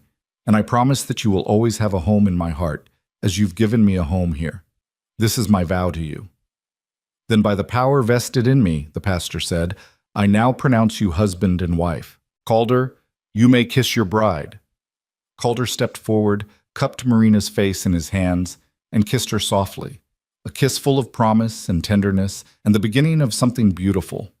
Around them, people cheered and clapped. Clara squealed with delight. Even Elias was smiling, his eyes bright with unshed tears. When they finally pulled apart, Calder turned to the children. Come here, he said, all of you. They gathered close, and Calder knelt so he was at their eye level. Today isn't just about your mother and me, he said. It's about all of us. We're a family now, officially and forever. And I want to make a promise to each of you too. He looked at Elias first. I promise to teach you everything I know about ranching and horses and being a good man. I promise to listen when you need someone to talk to and to give you space when you need to figure things out on your own. I promise to respect your father's memory and never try to replace him. And I promise to always, always be proud of you. Elias nodded, his throat working. Thank you, he whispered. Calder turned to Clara. I promise to encourage your garden and your dreams. I promise to answer all your questions, even the ones that come at bedtime when I'm exhausted. I promise to make you laugh and catch you when you fall. And I promise that you'll always have flowers on your birthday, no matter what. Clara threw her arms around his neck, nearly knocking him over. I love you, Mr. Rhodes. I love you too, Clara Bell, Calder said, using the nickname he'd given her. He looked at Jonah last. And you, little man. I promise to keep you safe and warm and fed. I promise to teach you about the horses when you're big enough. I promise to carry you when your legs get tired and to tell you stories at bedtime. And I promise that you'll never have to wonder if you belong, because you do. You belong with us. Jonah, not entirely understanding but responding to the emotion in Calder's voice, leaned forward and patted Calder's cheek with his small hand. Mr. Cal, he said contentedly. Marina watched this scene through tears, her heart so full it felt like it might burst. This was it, the moment when they truly became a family, not because of legal contracts or employment arrangements, but because of love freely given and received. The reception that followed was joyful and chaotic. Dutch had organized a feast, roasted beef, fresh bread, vegetables from Clara's garden, and 3 different kinds of pie. The ranch hands played music, and people danced in the yard as the sun sank toward the horizon. Children ran shrieking through the crowd. Neighbors who'd been skeptical at the dance now offered genuine congratulations. Even Pike's wife managed a stiff smile and a nod. As evening fell and lanterns were lit, Calder pulled Marina aside. There's something I want to give you, he said. A wedding present. Come with me. He led her to the barn where something large sat covered by a tarp. The children followed, curious, along with several of the ranch hands. Calder pulled off the tarp with a flourish, revealing a beautifully crafted sleigh, polished wood, curved runners, padded seats, and designs carved into the sides. I've been working on it for weeks, Calder admitted. Had to do it in secret, mostly late at night when everyone was asleep. Thought it might be nice for winter, for taking the family into town, or just for rides across the prairie when the snow comes. Something special for all of us to share. Marina stared at the sleigh, overwhelmed. Calder, it's beautiful. But when did you have time to... I made time, he said simply. Because you're worth it. Because this family is worth it. Because I want to build a life with you, Marina, full of ordinary moments and special ones. And this, he gestured to the sleigh. This is for the special ones. For Christmas mornings and first snows and any other time, we want to remember that we chose this. That we chose each other. Marina threw her arms around him, not caring that people were watching, and kissed him soundly.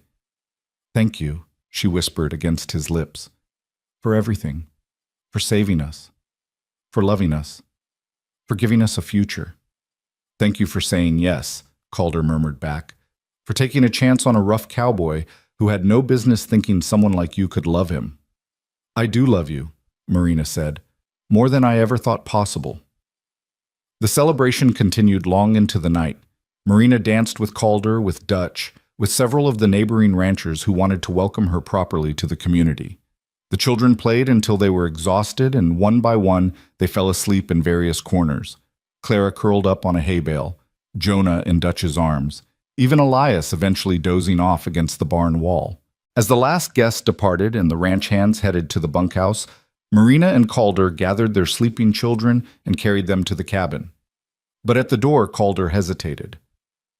Actually, he said, I was thinking, maybe tonight we put the children in the cabin and you come stay in the main house. With me. As my wife. Marina looked at the house. Her house now, as much as Calder's, and nodded. Let me get them settled first. Make sure they're comfortable and safe. Then I'll come to you. She tucked each child into bed with gentle hands and whispered prayers. Elias stirred as she kissed his forehead, his eyes opening sleepily. Mama? Is everything different now? Yes, baby, Marina said softly. Everything's different, but different in a good way. You're safe, Elias. We all are. And we're going to stay that way. Promise? Elias whispered. Promise, Marina said firmly. Now sleep. Tomorrow's a new day, and we'll face it together. She left a lamp burning low and walked across the yard to the main house, where Calder waited on the porch. The night was cool and clear, stars brilliant overhead, and Marina felt peace settle into her bones. This was home. This was family. This was the life she'd never dared to dream of when she'd stood on that auction block, certain she was losing everything. Calder took her hand and led her inside, up the stairs to the room that would now be theirs. And as he closed the door behind them, as he pulled her into his arms and kissed her with all the passion and tenderness of a new husband, Marina sent up a silent prayer of thanks. For second chances, for unexpected salvation, for a cowboy who'd looked at a desperate woman with 3 children and said, I'll take all 4. For love that came when she'd stopped looking for it, stronger and truer than anything she'd known before. The months that followed brought changes, as all new beginnings do. The children adjusted to their new life with varying degrees of ease.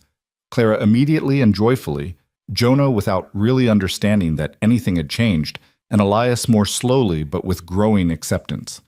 The ranch hands got used to calling Marina Mrs. Rhodes instead of Mrs. Doyle, though Dutch still sometimes slipped and called her ma'am, with a twinkle in his eye that suggested he was doing it on purpose. Winter came early that year, blanketing the prairie in snow by mid-November.